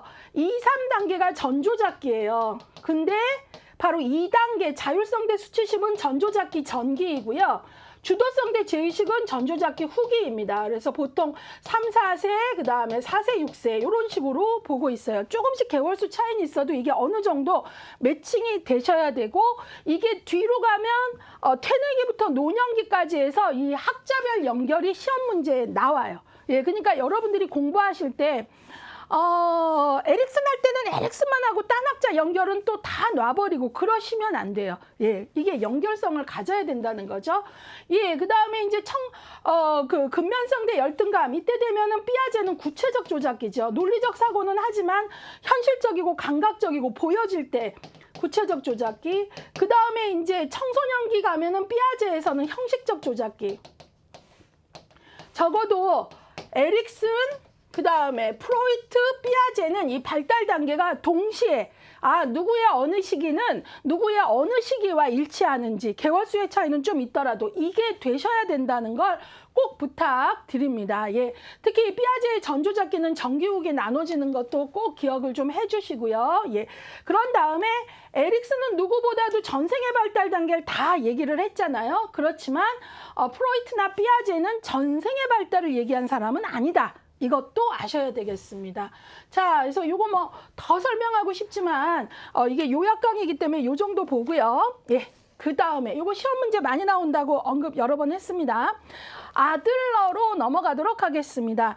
아들러는요, 22회, 20회에서 최근 3년간의 기출을 봤을 때 이제 아들러는 2개가 표시되어 있는데요. 아들러의 이론을 개인 심리 이론이라 그래요. 이게 되게 오해가 많은데 아들러의 개인 심리 이론은 개인적으로 주체성을 갖고 잘 살아 이런 의미가 아닙니다. 아들러에 대한 그건 오해고요. 개인 심리할 때 이거는 뭐죠? 개인 individual in 플러스 디바이드에 의해서 만들어진 거예요. 그래서 바로 디바이드 하면 쪼갠다는 거잖아요. 나눈다. 근데 앞에 접두어이는 그럴 수 없다는 부정어잖아요. 그러니까 여기서의 개인은 개인적으로 주체성을 갖고 능동적으로 잘 살아야 돼 이런 심리 이론이 아니고요. 한 인간은 총체적으로 봐야지 쪼개어서 볼 수 없는 존재다 이런 의미예요. 속뜻이. 쪼개어서 볼 수 없는 존재다. 프로이트는 뭐 인간을 볼 때 이드, 에고, 슈퍼이고 뭐 이런 식의 이런 심리 내적 역동할 때 이런 식으로 분류를 했는데 아들러는 인간은 그렇게 쪼개어서 볼 수 있는 존재가 아니고 총체적으로 봐야 된다라는 입장이 바로 individe, 쪼개어 볼 수 없는 그런 의미예요. 우리가 개인 할 때 individual 할 때 그게 바로 어원이 이렇게 담겨져 있는 거거든요. 그래서 바로 쪼개어 볼 수 없는 존재, 개인 심리학은 인간을 총체적인 존재로 보라는 뜻입니다. 앞서서 에릭슨은 프로이트에 반대하기보다는 프로이트 이론에 근거하면서 발전시켰다라고 좀 본다면 아들러하고 조금 이따 볼 융은 분명하게 프로이트하고 어떤 이유들로 헤어지게 돼요. 그래서 여기 보시면 아들러는 프로이트의 기본 주장에 반대했다. 인간은 그러면 반대의 내용이 성적 동기보다 프로이트는 리비도의 개념을 성적 에너지로 국한하면서 대단히 강조했잖아요. 그것보다는 사회적 동기에 의해 동기화된다. 그러니까 이런 것들이 반대하고 반대 입장에 서게 된 거죠. 그리고 인간은 쪼개어 볼 수 있는 존재가 아니다. 그래서 바로 총체적인 존재다. 그리고 인간은 원인론적 존재, 과거에 어떤 일이 있었기 때문에 예후가 안 좋아 이런 식의 직선적이고 원인론적 존재 아니고, 프로이트는 과거에 어떤 일 때문에 어떨 것이다 라는 과거 무의식 되게 강조했잖아요. 근데 그게 아니라 프로이트가 인간을 원인론적 존재라고 봤다면, 아들러는 목적지향적, 과거에 의해서 얽매여지고 해석되는 존재만이 아니다. 인간은 과거에 어떤 일이 있다 하더라도 내가 세운 어떤 목표를 향해 나아갈 수 있는 목표 지향적 존재라고 봤어요. 예, 그래서 여기 보시면 아들러의 인간관이 이 안에 다 들어가 있죠. 인간은 총체적인 존재다. 쪼개어 볼 수 없다. 인간은 원인론적 존재가 아니고 목표 지향적 존재다. 과거 탐색이 아니라 과거의 경험이 현재에 미치는 영향에 관심을 가져라. 그러니까 아들러가 과거를 전혀 안 봤다는 게 아니라, 프로이트는 과거의 억압된 무의식의 막대한 영향력, 그래서 심리결정론, 정신결정론을 말했지만, 아들러는 과거 볼 필요 있는 건 그래 인정할게. 근데 우리가 과거를 보는 건 현재에 미치는 영향을 보기 위해서지 라는 거예요. 결정론적 입장은 안 돼 라는 거죠. 정확히 보시고요. 잘못된 생활 양식을 긍정적 관심으로 바꾸려고 했다. 예, 아들러의 연구에 있어서는 생활 양식이라는 개념이 나와요. 예, 라이프 스타일이라 그러는데요. 인간의 이 생활 양식을 아주 중요한 연구 과제로 보고 있습니다. 그래서 생활 양식은 곧 성격 유형이다라고 얘기할 만큼 라이프 스타일과 관련돼서 어렸을 때 가족들의 어떤 분위기라거나 뭐 출생 순위 이런 것들이 라이프 스타일에 지대한 영향을 미친다고 본 학자입니다. 자, 그러면 아들러의 개인 심리 이론에서 제가 프로이트하고 비교를 하면서 아들러 특유의 인간관을 잡았잖아요. 여러분들이 여기서 그냥 이런 단어를 파묻히게 보시면 안 돼요. 인간을 총체적인 존재로 봤구나, 원인론적 존재가 아니라 목표지향적으로 봤구나, 이런 거 정확히 보셔야 돼요. 그래서 여러분들이 아들러에 대해서 맞고 틀린 걸 물어볼 때 어떤 단어들을 썼을 때 맞는 거고 어떤 단어가 틀린 건지 알아볼 수 있는 공부가 되셔야 된다라는 거고요. 여기 보시면 아들러의 주요 개념으로 어떤 것들이 나오나 볼게요. 열등감과 보상, 우월성의 추구, 생활 양식, 사회적 관심, 창조적 자기, 출생 순위. 이 외에도 뭐 아들러 거 더 있는데요. 뭐 가공의 목적, 이런 것들도 있어요. 자, 볼게요. 아들러에서 우리가 빼놓고 갈 수 없는 게 지금 여기 별이 있는데 열등감이죠. 예, 열등감은 인간 행동의 동기라고 봤어요. 예, 그리고 보상은 열등감을 긍정적으로 해결하는 과정이라고 봤습니다. 아들러에게 있어서 열등감은 바로 어둡고 막 이런 의미가 아니라 인간이 자기 완성을 해 나가기 위한 필수 요인이 바로 자기 완성을 위한 필수 요인. 그 다음에 동기로 봤어요. 내가 열등감을 자각할 때, 보상하고 싶고 그럴 때 바로 자기 완성을 향해 나아가게 된다는 거죠. 그렇기 때문에 아들러에게 있어서의 열등감의 개념은 매우 중요한 개념이고요. 어둡고 뭐 그런 얘기가 아니에요. 예. 자, 그래서 바로 자기 완성의 필수 요인, 인간 행동의 동기로 본 게 뭐다? 열등감에 대한 자각이다. 자, 그 다음에 아들러는 인간이 열등감에 대해서 이제 자각을 하게 되면 보상하고 싶고 그럴 때 바로 우월성을 추구한다 했는데, 이때도 이 단어를 또 오해하시면 안 돼요. 우월성의 추구라는 건 어떤 의미냐면 자기 실현, 자기 완성을 하고 싶어 하는 거를 말하는 거예요. 예. 우월성의 추구는 열등감을 보상하려는 욕구에서 나온다. 개인적 수준과 사회적 수준에서 발생한다. 예, 그래서 열등감이나 우월성의 추구를 여러분 마음대로 해석을 하시면 안 된다. 열등감은 자기 완성의 필수 요인이고 우월성을 추구한다는 게 바로 그러한 자기 완성과 자기 실현의 맥락입니다. 라는 거죠. 근데 우월의 목표에는 크게 부정적인 것과 긍정적인 게 있는데, 우리가 우월을 추구할 때 타인을 짓밟고 우월해야지 이런 의미가 아니라는 거죠. 긍정적인 거 바로 내가 나를 좀 더 완성하고 실현하고 싶은 이 의미의 우월성의 추구가 중요하다. 그래서 우리가 우월성을 추구할 때 타자를 파괴하면서 하는 건 옳지 않다라는 거, 이런 거 주의하셔야 된다라는 것도 이제 아들러는 얘기하고 있어요. 자, 그러면 아들러 특유의 용어들을 이제 크게 봤고요. 이번에는 아까도 잠깐 얘기했지만 생활 양식이죠. 아들러, 이걸 라이프 스타일이라 그랬는데요. 아들러는 말씀드렸듯이 생활 양식은 곧 그 사람의 뭐라고 봤냐면 성격 유형이라고 봤어요. 그래서 그 사람들의 성격 유형을 지배형, 획득형, 그 다음에 회피형, 사회적으로 유형한 유형으로 했는데 이게 시험에 디테일하게 나와요. 예, 그래서 여러분들이 그냥 보시면 이게 시험에 나올 수 있는 디테일한 요소라는 걸 놓칠 수 있는데요. 표시를 좀 하셔야 됩니다.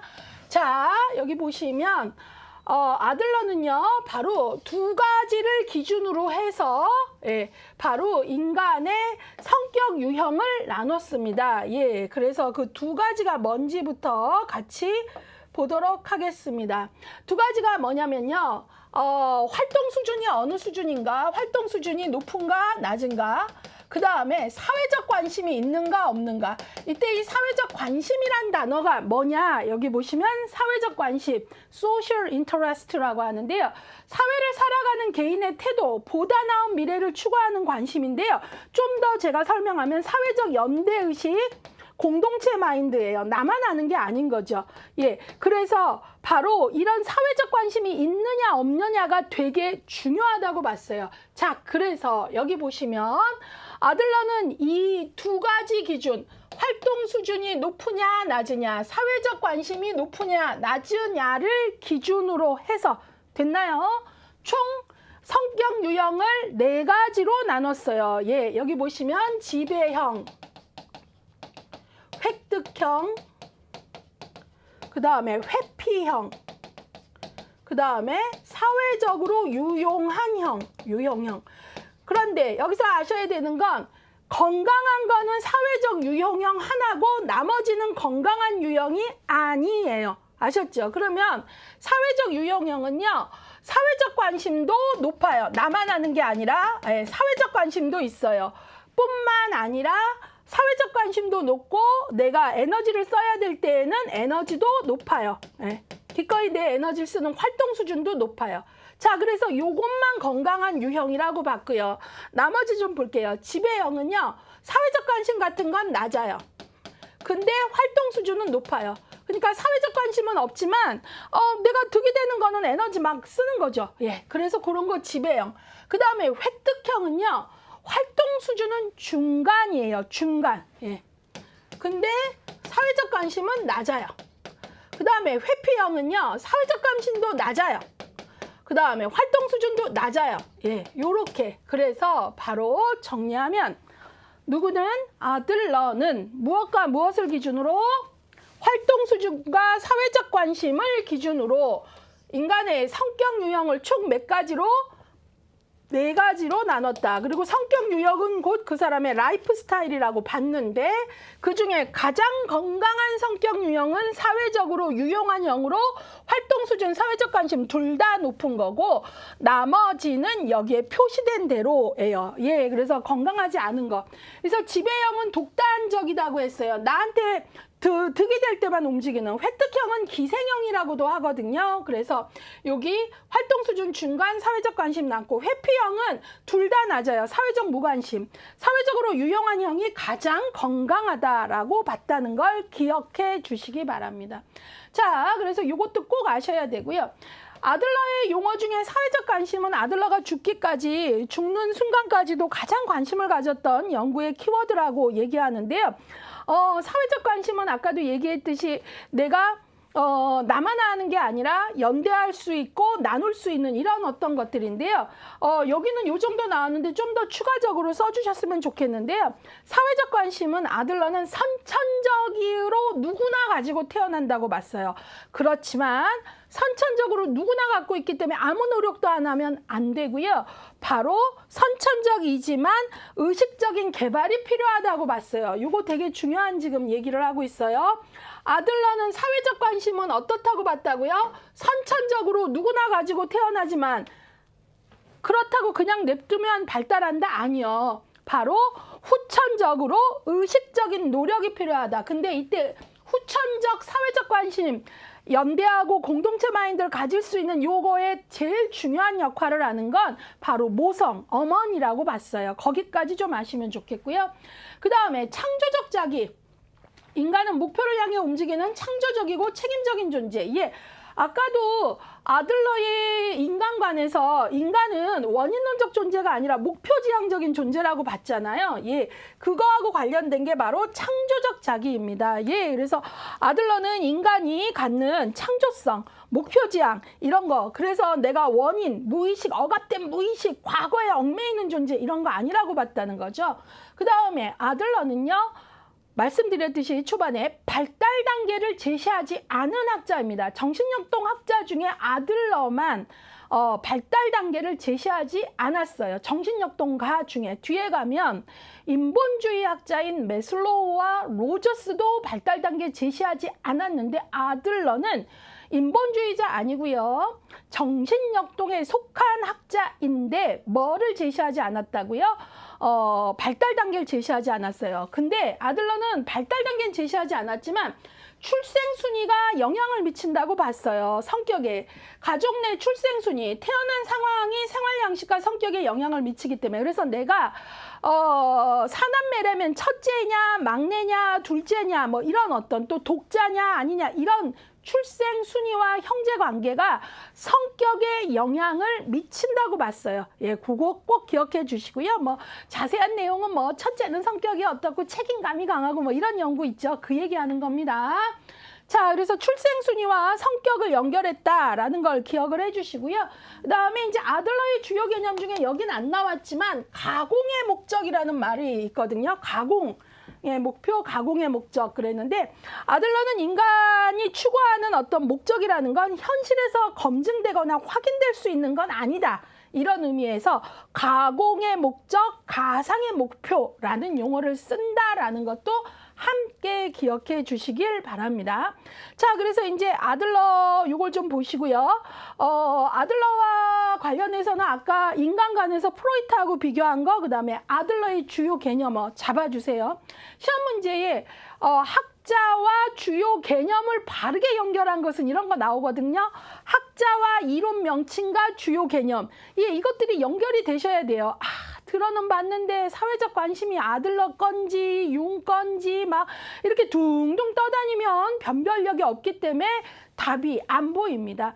그래서 어느 학자가 나오면 딱 그 학자의 주요 개념을 묶을 수 있는 힘이 필요하다는 거죠. 자, 이번에 융으로 넘어가도록 하겠습니다. 자, 융. 22회, 21회, 20회 갖고 3회 연속이고요. 예, 융을 조금 보도록 하겠습니다. 융의 이론을 우리가 분석심리 이론이라고 합니다. 무의식의 중요성을 인정하면서도 의식의 중요성을 간과해서는 안 된다. 되게 중요합니다. 예. 인간은 무의식의 영향을 받지만 의식에 의해서 조절할 수 있는 가변적 존재. 예, 그래서 융도 프로이트와 같이 인간의 무의식에 지대한 관심을 가진 학자예요. 그런데 프로이트와의 차이는, 제가 지금 차이점 말하네요. 학자 간 비교하고 있어요. 프로이트하고의 차이는, 프로이트는 인간관 자체가 인간은 변하기 어려운 존재라고 봤잖아요. 그쵸? 수동적이고. 근데 융은 인간은 가변적 존재라고 봤어요. 예, 꼭 기억을 해주세요. 인간은 무의식의 영향을 받지만 의식에 의해 조절될 수 있는 가변적 존재다. 이거 되게 중요하고요. 그 다음에 무의식의 중요성을 인정하지만 그렇다고 무의식의 절대적, 막강한 그것만이 아니라 의식의 중요성 간과해서는 안 된다라고 봤다는 거죠. 뒤에 가면 자아, 자기 이런 개념이 나오는데요. 의식의 중요성을 간과하지 않았다는 건 자아, 에고의 기능이 필요하다. 인생 발달 전반기에 에고의 발달이 필요하다라는 걸 인정한 개념이기도 합니다. 예, 그래서 그것도 좀 연결을 해주시고요. 성격 발달은 전생에 걸쳐 일어나는 개성화 또는 자기 실현의 과정이다. 여기서 개성화라는 단어, 특히 융은 인간 발달 단계를 4단계를 제시했는데 융은 특히 언어학자하고도 그 당시에 언어학자도 관심을 갖지 않은 중년기를 아주 중요시했던, 지금은 중년기 연구가 많지만 융의 생애에서는 중년기 연구학자가 거의 없어서 중년기 연구의 독보적 존재다라고 얘기할 만큼, 그러면서 중년기의 개성화를 강조했어요. 이 개성화는 조금 이따 뜻풀이 하겠지만 부분으로의 나가 아니라 전체의 나, 의식의 나만 아니라 에고의 나만 아니라 의식에 존재하는 에고의 나만이 아니라 저 무의식 깊은 곳에 나, 셀프까지 만나는 전체의 나, 나의 전체성을 실현하는 것. 그래서 자기를 실현하는 이것을 뭐라고 했냐? 개성화라고 얘기했어요. 개성화 또는 자기 실현을 성격 발달에서 아주 중요시했다. 특히 이 개성화의 과정에서 아주 중요한 인생의 발달 시기를 언제로 보았다? 중년기로 보았다라는 걸 기억을 해주시면서 분석심리 이론의 특징과 관련해서 이런 것들 봤고요. 그 다음에 이제 우리가 또 같이 보아야 될 내용들이 있네요. 자, 그러면 그 내용들을 이제 같이 볼게요. 예, 잠깐요. 예, 주요 개념 이제 여러분들하고 45쪽으로 넘어가 보도록 할게요. 예, 그래서 그것들 좀 볼게요. 자, 아까 아들러의 주요 개념에서는 이제 뭐 열등감이니 우월의 추구니 생활 양식 이런 게 나왔잖아요. 이제는 누구의 주요 개념이에요? 융의 중요 개념이에요. 융은요, 무의식, 자아, 자기, 원형, 페르소나, 그림자, 아니마, 아니무스, 개성화, 리비도, 컴플렉스 이런 용어들을 썼는데요. 하나하나 보도록 하겠습니다. 일단 융은요, 프로이트하고 융은 둘 다 인간의 무의식에 지대한 관심을 가졌어요. 근데 프로이트의 다음 후계자로 프로이트는 융을 생각할 만큼 되게 긴밀했는데 무의식에 대한 입장 차이라거나 무의식을 둘 다 중요시했지만 이런 어떤 차이에 의해서 둘은 결별을 하게 됩니다. 근데 융에게 있어서의 무의식은요, 프로이트하고 달리 개인 무의식과 집단 무의식이라는 용어를 쓰는데 이 내용이 너무나 중요하다라는 거죠. 예, 그래서 같이 보도록 하겠습니다. 자, 앞서서 프로이트는 인간을 의식, 전의식, 무의식으로 나눴죠. 예, 근데요, 융은요, 어떻게 했냐면, 융은요, 의식, 그 다음에 무의식으로 나누고요. 이 무의식을 다시 개인 무의식과 집단 무의식으로 나눴습니다. 개인 무의식, 집단 무의식으로 나눴다는 걸 꼭 기억해 주시고요. 여기 지금 개인 무의식과 집단 무의식에 대한 추가 설명이 없는데 제가 추가 설명 좀 할 거예요. 근데 중요한 내용이니까 조금 기록하시기를 권할게요. 예, 개인 무의식은요, 개인의 경험에 의해서 나오는 거예요. 자, 이건 뭐라고요? 개인의 경험에 의해서 내가 어떤 걸 경험하면서 너무 창피해, 수치를 느꼈어요. 어떤 죄책감을 느꼈을 때 꾹 억압을 하게 되죠. 나의 경험에 의거해서 생긴 무의식을 바로 개인 무의식. 그러니까 인간마다 경험의 차이가 있으니까 개인 무의식은 경험의 차이에 의거해서 사람마다 다른 내용이겠죠. 다르겠죠. 예. 근데 집단 무의식은 그게 아니고요. 마치 태어날 때 이렇게 누구나 인류 휴먼이라면 누구나 마치 칩 하나를 탁 끼겨준 것 같이 인류 전체에게 보편적으로 들어가는 무의식을 집단 무의식이라고 해요. 그러니까 집단 무의식은 개인의 경험과 상관없이 이게 너무너무 중요한 거예요. 예, 여러분 조금 귀찮을 수는 있는데 반드시 기록을 하시길 바래요. 집단 무의식은요, 바로 개인의 경험과 상관없이 인류 공통의 마치 유전된 것 같은 무의식이에요. 예, 그래서 우리가 집단 무의식을 보편적 정신소산이라고 얘기해요. 인류 모두가니까 보편적 정신소산이다라고 얘기하는 거예요. 예, 그래서 이걸 뭐 좀 더 깊이 들어가면 막 우리나라의 콩쥐팥쥐 설화가 중국에도 비슷한 이야기가 있고 막 우리나라의 어떤 신화가 뭐 다른 나라의 어떤 신화하고 너무 내용이 흡사하고 이런 그때 당시는 그런 것들이 인터넷망도 없고 교통도 발달하지 않고 했는데 이런 것들이 있는 거죠. 인간이라면 마치 개인 겸허하고 상관없이 보편적 정신적 소산으로 태어날 때 하나씩 칩이 낑겨진 것 같은 개인적 경험과 상관없이 인류의 보편적 정신적 소산, 경험과 관계없이 이걸 뭐라 그런다? 집단 무의식이라고 한다라는 걸 꼭 기억을 해주시기를 바랍니다. 예. 자, 그래서 요것들을 꼭 아셔야 되고요. 그 다음에는 이제 설명을 하려면 자아, 자기, 에고, 셀프, 그 다음에 원형, 아키타입이라 그래요. 이걸 또 설명을 해야 되고요. 그 다음에 페르소나 그림자 해갖고 섀도우라 그러죠. 그림자. 그 다음에 아니마 아니무스 이런 것들을 제가 이제 설명을 해야 되는데 요거를 설명하기 위해서는 사실은 그림을 하나 그리는 게 훨씬 빨라요. 그래서 그거를 잠깐 얘기하면서 그려볼게요. 일단은 프로이트 같은 경우는 의식, 전의식, 무의식으로 표현을 했는데요. 융은 그림이 조금 달라요. 예, 물론 융도요. 의식과 무의식으로 나눴다 그랬잖아요. 근데 이 무의식의 상층부는 개인 무의식이고요. 아까 개인 무의식 말했죠. 더 깊은 하층부는요. 바로 집단 무의식이에요. 예. 프로이트하고 이 어떤 큰 그림 비슷한 것 같지만 구조가 많이 다르죠. 그리고 요 가운데에 융은요 어떻게 표시를 했냐면요, 바로 인간에게는 남성 속의 여성성인 아니마, 그 다음에 여성 속의 남성성인 아니무스가 있다 그랬고요.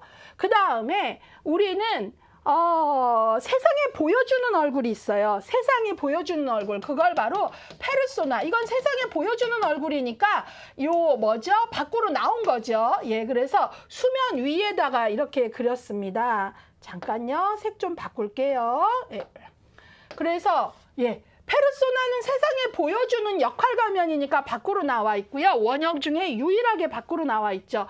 그 다음에 페르소나의 좀 대비적인 게 바로 그림자예요. 그림자, 섀도우라 그래요. 음영.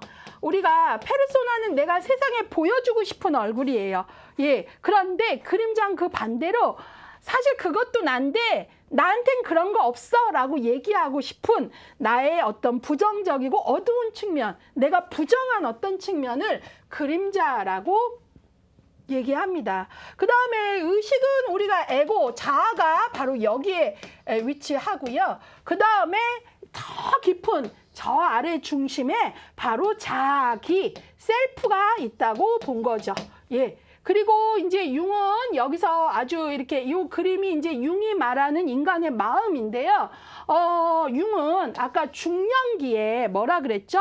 바로 나의 부분인 나만, 의식의 나만이 내가 아니고 저 무의식의 나까지 만나서 전체의 나를 만나는 자기 실현이 중요하다 그랬잖아요. 그걸 융은 어떻게 얘기했냐면 인생의 중반기 40대를 전후해갖고 이 앞을 인생의 전반기라 그러고요. 이 뒤를 인생의 후반기라고 하는데요. 융은 어떻게 얘기했냐면 우리가 인생의 전반기에는요. 바로 에고의 삶을 사는 시기라 그랬어요. 그래서 의식을 아주 최대한 발달해서 에고의 삶, 어떻게 하면 내가 더 많이 가질 수 있을까? 어떻게 하면 내가 더 좋은 학벌을 가질까? 어떻게 하면 더 좋은 직장을 가고 어떻게 하면 내 자식이 더 잘 될까?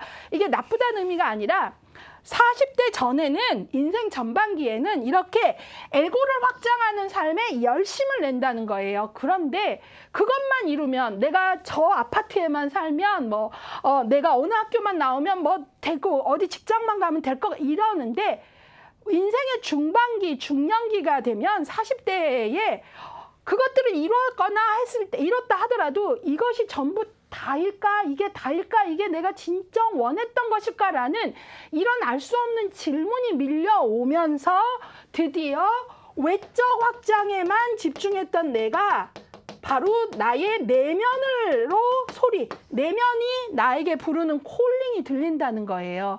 그러면서 이때 저 깊은 수면 아래 에고의 삶, 그러니까 인생 전반기는 이 의식의 에고의 삶이 발달하다가 인생 중년기 기점으로 후반기가 되면 바로 저 깊은 곳에 셀프의 콜링을 들으면서 나의 무의식을 들여다보면서 바로 주로 개인 무의식에 내 경험에 의거해서 생긴 내 안의 그림자, 나지만 내가 아니라고 부정했던 내 그림자를 만나고, 또 그 다음에 내가 여성이라면 내 안에 남성성을 부정하고 여자답게라는 말에 교육받고 그거에 충실했는데 중년기가 되면 내 안에 남성성이 올라오면서 그것도 나야. 왜냐하면 융은 기본적으로 인간은 양성적 존재라고 봤거든요. 여성성, 여자애도 여성성 안에 남성성을 갖고 있다. 그래서 중년기가 되면 이렇게 나의 그림자를 만나고, 여자라면 내 속에 남성성인 아니무스를 만나고, 남자라면 내 속에 여성성인 아니마를 만나고 하면서 나를 이제 통합하기 시작하는 거죠. 겉으로 보여진 페르소나만이 내가 아니라 내 역할 가면이 너무 두껍고 많았다면 필요하지 않은 가면은 좀 벗고, 내 그림자도 만나서 그것도 나야 라고 나를 끌어안아주고, 내 안에 여자라면 남성성도 그것도 나야. 그러면서 이제 더 깊이 내려가면 집단 무의식에 이제 주로 위치한 셀프까지도 만나면서 어떻게 돼요? 전체인 나를 만난다는 거예요. 이게 바로 부분의 나가 아니라 전체인 나를 만나서 전체인 나를, 전체성을 이제 회복하게 되는 것. 이게 바로 자기 실현이 되는 거고, 이 자기 실현의 과정을 뭐라 그랬냐? 개성화의 과정이라고 얘기했다는 거예요. 그래서 여기에 단어들을 지금 그림 하나로 종합적으로 설명을 했어요. 융을 설명하기에는 뭐 되게 긴 시간이 요구돼서 이걸 짧게 하기가 너무 어려운데, 제가 이걸 강의를 여러 번 해봤는데 글자로 읽어드리는 거 별로 의미 없고 기억이 안 남아요. 차라리 이 그림으로 이해하시는 게 더 기억에 남고 용어의 의미가 더 들어올 것 같아요. 자, 그러면 뭐 지금 요 설명한 것들을 가지고 여기 개념어들을 볼게요. 자, 의식세계의 중심. 그렇죠. 자아는 의식세계에 있죠. 수면 위에. 그렇죠. 그리고 인생 전반기에는 이 외적 확장의 의식세계에서 에고가 발달한다. 그리고 여러분들이 융이 결국은 에고로의 삶이 아니라 셀프로의 삶을 말한다 그래서 에고를 부정한 게 아니에요. 융은 인생 전반기에는 에고가 충분히 발달을 해야 이것이 바로 그러니까 필요 충분 조건은 아니지만 이게 필요 조건이 되어서 에고가 발달한 필요 조건을 기반으로 하면서 저 수면 아래 자기를 만나게 된다 그랬기 때문에 인생 전반기에 에고의 확장을 나쁘다 이렇게 본 게 아닙니다. 예, 그거 오해 없으셔야 돼요. 그래서 바로 에고가 발달한다라는 것은 자기 실현 뒤에 전체인 나를 만나는 개성화를 이루는 충분 조건까지는 안 되지만 필요 충분까지는 안 되지만 필요 조건은 된다라고 본 겁니다. 그래서 에고에 대해서도 오해가 없으셔야 되고요. 이 에고가 발달해야 저 깊은 나를 만나는 데 있어서 이 에고가 연결하는 역할을 한다고 본 거예요. 자, 그 다음에 자기는 제가 의식과 무의식을 모두 포괄하는 전체 인격이라 그랬잖아요. 저 수면 아래. 그래서 이 전체인 나를 만나는 전체성의 회복. 예, 그래서 셀프의 개념. 그래서 이 두 가지. 인생 전반기에는 에고가 발달하고 후반기에 저 깊은 셀프까지 만나서 전체성을 회복하는 것. 그 다음에 여기서 일단 원형은 잠깐 두고요. 페르소나는 외부에 보여지는 나라 그랬죠. 외부에 표출하는. 그래서 우리가 역할 가면이라고도 얘기해요. 그러면 융은 페르소나는 가면은 전혀 안 쓰는 게 좋다 그랬냐? 그렇진 않아요. 적정 수준은 필요하죠. 그러나 너무 가면이 많고 이게 너무 강렬해서 진짜 내 얼굴을 모를 정도라면 이건 이제 우리가 부적응적 삶을 살게 되는 거고, 그래서 융은 중년기가 되면 이런 내가 내 페르소나 중에 이게 정말 필요한 페르소나가 아닌 것 같으면 기꺼이 좀 벗어내고 그런 게 건강한 거라고 봤어요. 아무튼 페르소나 하면 역할 가면이고요. 그림자, 동물적 본성을 포함하고 스스로 의식하기 싫은 부정적 측면이죠. 제가 아까 이 그림자 주로 이제 개인 무의식에 이제 존재하는데 내가 나의 측면인데 내가 부정해버리는 거. 예컨대 뭐 부자들은 다 그래. 가진 놈들은 뭐 이런 얘기 뭐 정치하는 권력가들은 다 그 모양이야 하는데 실제로는 그런 것들을 부정하고 나쁘다고 했는데 내 안에 부자가 되고 싶은 욕망도 있고 권력을 갖고 싶은 욕망. 내가 부정했지만 사실은 그건 나한텐 그런 거 없어 했는데 그것도 난 걸 알아야 건강해진다. 그래서 그런 것들을 바로 융은 뭐라 그랬냐? 음영을 통찰한다 그랬어요. 아, 내가 사실은 그런 것들을 부정했지만 내 안에도 명예욕이 있었구나. 내 안에도 부자가 되고 싶은 열망이 있었구나. 그것도 나야. 이게 성숙한 개성화의 과정에서 중요하다고 본 거죠. 그래서 음영을, 내 안의 그림자를 통찰하는 것, 무의식을 의식화하는 것 중요하다고 봤고요. 그 다음에 이제 아니마하고 아니무스, 아까도 얘기했는데 시험에 보면 아니마, 아니무스 갖고 정말 많이 나와요. 거꾸로 이제 지문을 만들어서 틀린 것 많이 나오는데요. 무의식에 존재하는 남성의 여성적인 측면은 아니마, 여성의 남성적인 측면은 아니무스. 예, 절대 헷갈리지 마세요. 그래서 뭐 남성성은 무스, 뭐 여성성은 맘마 해서 아니마, 아니무스 이렇게 좀 우습게 넣어드렸는데요. 외우셔야 돼요. 그래서 시험에서 이거 진짜 장난 많이 쳐요. 남성 속의 여성적 측면을 아니무스라고 한다. 이러면 틀린 거잖아요. 정확히 아셔야 되고요. 예, 그 다음에 이제 아까도 얘기했던 개성화, 이 개성화의 과정. 예, 의식의 에고의 삶이 나을 줄 알고 인생 전반기 살았는데 인생 중반기를 기점으로 해서 개성화의 과정을 거친다. 이 개성화의 과정이 뭐냐면 진짜 고유한 자기 자신, 그러니까 부분이 아닌 전체의 나가 되기 위해서 바로 무의식적 내용을 의식화하고 통합하는 거. 그러면 의식의 나만 내가 아니라 무의식적 내용을 통합하기 위해서 주로 개인 무의식에 있는 나의 그림자를 만나보고, 이 개성화만 더 깊이 공부하면 개성화의 단계가 내 그림자를 만나서 그것도 나야. 그 다음에 내가 여자라면 내 속의 남성성을 보면서 아, 그것도 나야. 그러고 이제 더 깊이 내려가서 전체로서의 나인 셀프를 만나서 자기 실현하는 걸 개성화라 그랬고, 이게 바로 중년기에 너무나 중요한 과업이라고 봤다라는 거죠. 이해 가셨어요? 예, 그랬고요. 그러면 이제 제가 이 중에 설명하지 않은 원형이라는 걸 얘기할게요. 이게 좀 설명이 어려워요. 이 원형이라는 건 뭐냐면, 집단 무의식이 있었잖아요. 앞에서. 예, 인류의 보편적 정신적 소상, 인류 누구나 가지고 있는 그랬잖아요. 그래서 이 집단 무의식의 구조적 요소가 바로 원형이라는 개념이에요. 아키타입이라고 합니다. 집단 무의식을 형성하는 구조적 요소, 아키타입이라고 하는데요. 인간이면 누구나 정신에 존재하는 인간 정신의 보편적이고 근본적인 핵. 근데 이게 이 아키타입이 한 손에 확 잡히거나 눈에 확 보이는 거면 설명하기 쉬운데 그렇지 않기 때문에 교재마다 이 원형을 설명한 표현들이 되게 다양하고 되게 그 표현이 넓어요.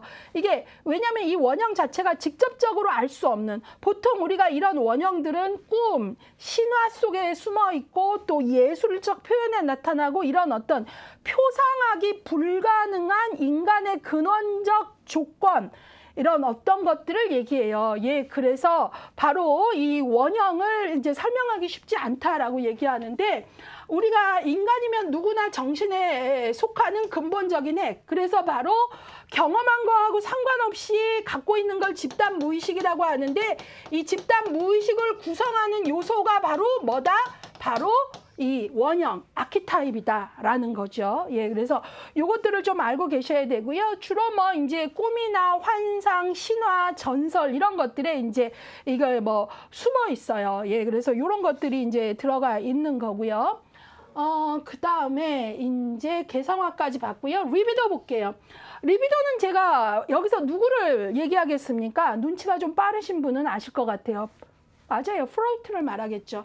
프로이트는 리비도를 성적 에너지 뭐 여기에 국한했는데 그러지 않고 인생 전반에 걸쳐 작동하는 생활 에너지라고 본 게 바로 융이에요. 그래서 융은 리비도의 개념을 보다 더 확장했고요. 그 다음에 프로이트와 같이 성적 에너지만 국한하지 않고 리비도의 긍정적 측면까지 봤다라는 것들을 좀 기억을 해주셔야 됩니다. 자, 그 다음에 이제 융의 주요 개념 중에 컴플렉스라는 게 있는데요. 개인의 사고를 방해하거나 의식의 질서 교란, 무의식 속의 관념 덩어리로 컴플렉스를 의식화하는 것이 인격 성숙의 과제다 그랬는데요. 이것도 뭐 설명하자면 오래 걸리는데 그냥 간단히 얘기하면 이렇게 사람들을 만나서 이야기를 하다 보면 파란만장한 인생사를 얘기합니다. 파란만장하지 않은 사람이 별로 없어요. 예, 다 막 그 인생에 그 굴곡이 있고 그런데 근데 그 사람마다 관통하는 사건은 다양해도 관통하는 어떤 소위 나름의 사람들 인생 이야기마다 테마가 있는데 그런 테마 중에는 맺힌 응어리들이 좀 있더라는 거예요. 그런 응어리예요. 그걸 바로 뭐라 그런다? 컴플렉스. 개인의 사고를 방해하거나 의식의 질서를 교란시키는 관념 덩어리. 그래서 어떤 상황에 딴 사람들은 아무렇지도 않은데 나만 혼자 너무 슬프기도 하고 그래서 우리가 왜 내가 너무 배우고 싶은 열망이 많았는데 뭐 내 역사에서 어찌저찌해서 배움에서 밀려났을 때 어때요? 학력 컴플렉스, 뭐, 또 그 다음에 너무 내가 어렵게 살았기 때문에 뭐, 가난 컴플렉스, 뭐, 여러 가지가 있겠죠. 이런 것들. 그래서 그 사람의 건강한 사고를 방해하고 이 사람 마음의 질서를 교란시키는 이 사람 특유의 무의식 속의 관념 덩어리를 컴플렉스라 그래요. 근데 이게 묘하게 하나의 응어리가 돼갖고요.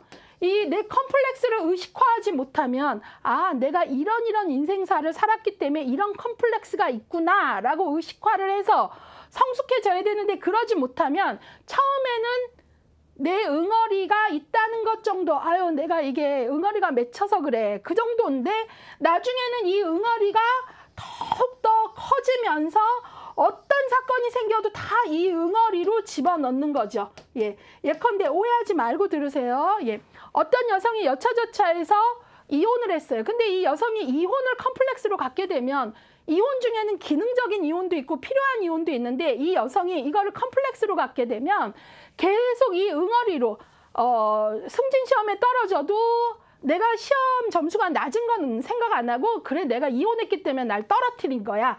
어떤 안 좋은 일만 있으면 계속 내 이 응어리가 이거를 이렇게 다 끌어들이면서 이 응어리가 점점 커지는 거예요. 그래서 날 막 교란시켜요. 그러니까 내 건강한 판단을 놓치게 되는 거죠. 그래서 어느 순간부터는 누가 나를 조정해요? 컴플렉스가 나를 조정하게 돼요. 이렇게 되면 이제 심리적인 어려움들이 크게 생기는 거고 그렇게 되면 사람들은 어떻게 얘기합니까?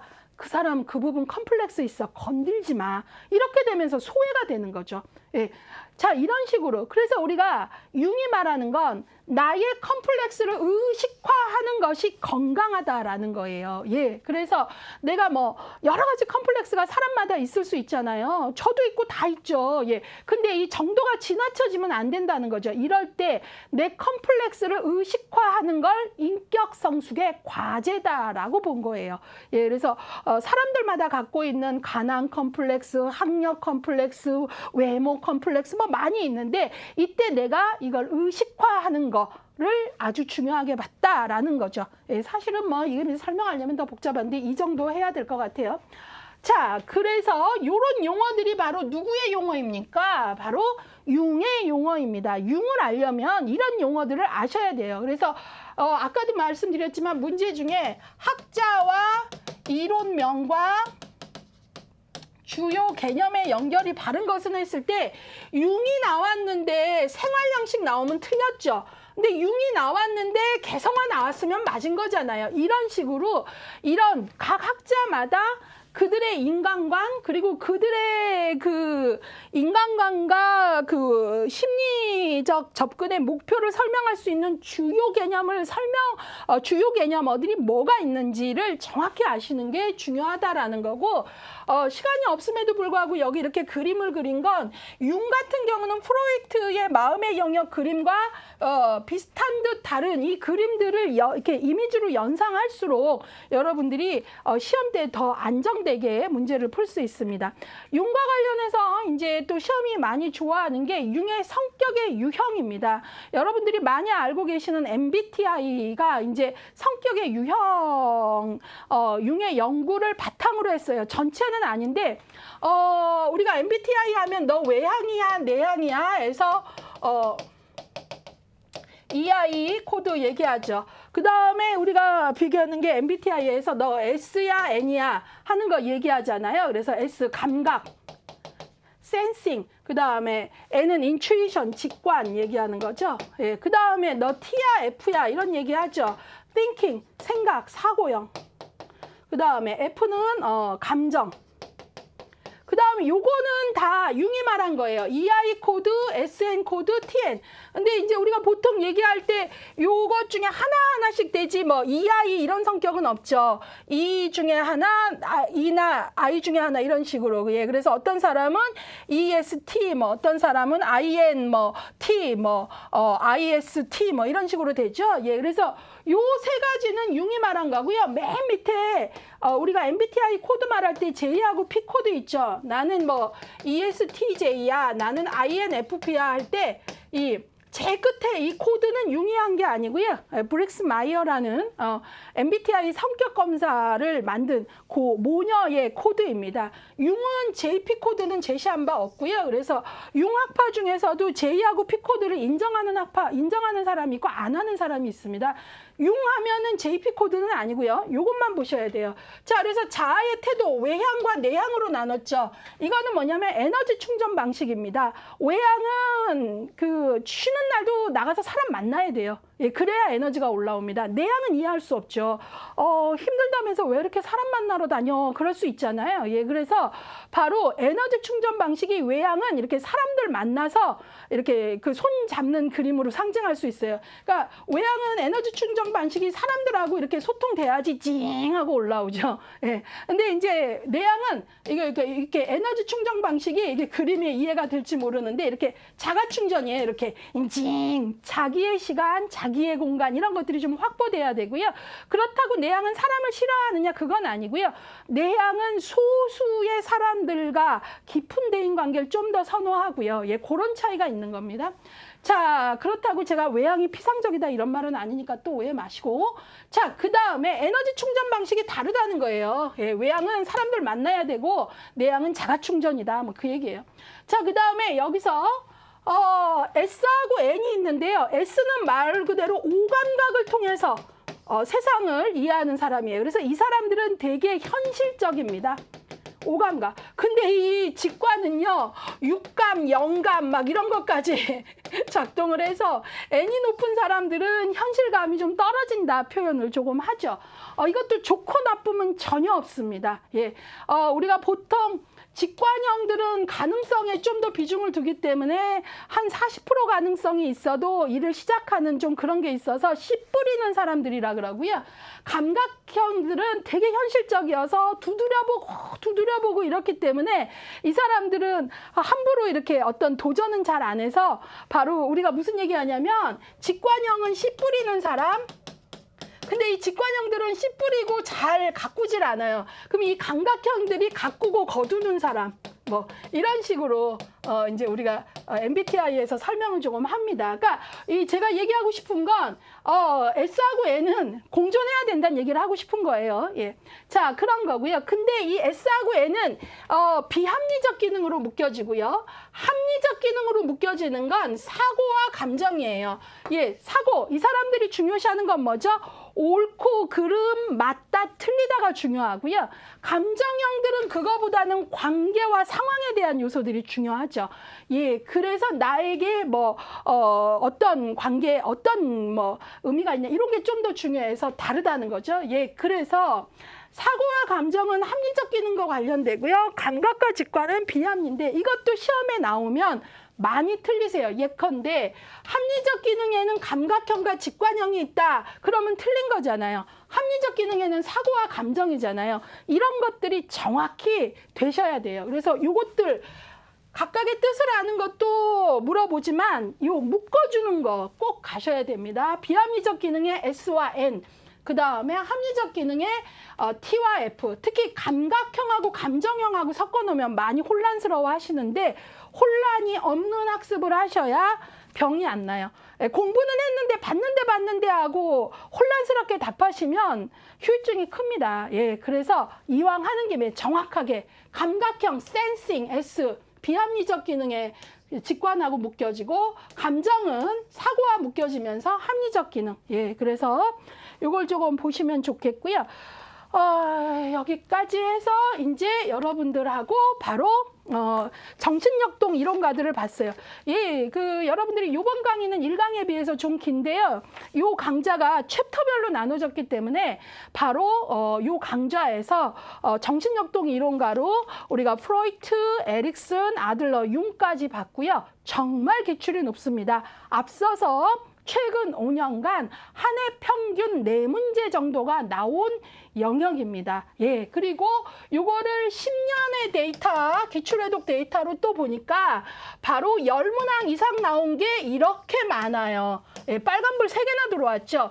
에릭슨도 최근 10년간 10문항 이상, 프로이트도 이상, 그 다음에 융도, 예, 그리고 아들러도 7문항 정도 나와서 파란색을 넣어드렸는데 거의 같은 비중으로 공부하시면 좋겠고 이 부분은 공부가 되게 정확해야 되고요. 그 다음에 학자 간 비교력, 왜냐면 종합 문제 많이 나와요. 어떻게 정신역동 이론가에 대한 설명으로 맞는 것은 틀린 것은 하고 1번부터 5번까지 바로 이 1번 에릭슨은 뭐, 프로이트는, 융은, 아들러는 막 이런 식으로 하고 변별력을 요하는 문제들이 나올 수 있는 종합 문제로 많이 나오기 때문에 여러분들이 그런 걸 대비할 수 있어야 되고 실력 쌓기, 실력 체크하고요. 기본 쌓기와 OX 퀴즈 좀 풀어보시고 이 부분은 기출 비중이 아주 높은데 공부해야 될 내용도 좀 많고 하기 때문에 혹 기출해독을 공부 안 하신 분이라면 저는 기출해독 꼭 연동학습 하시기를 권장합니다.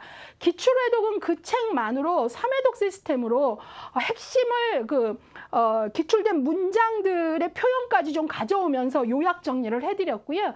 1스텝으로. 그 다음에 2스텝으로는 기출 문제를 실제 풀어봤고요.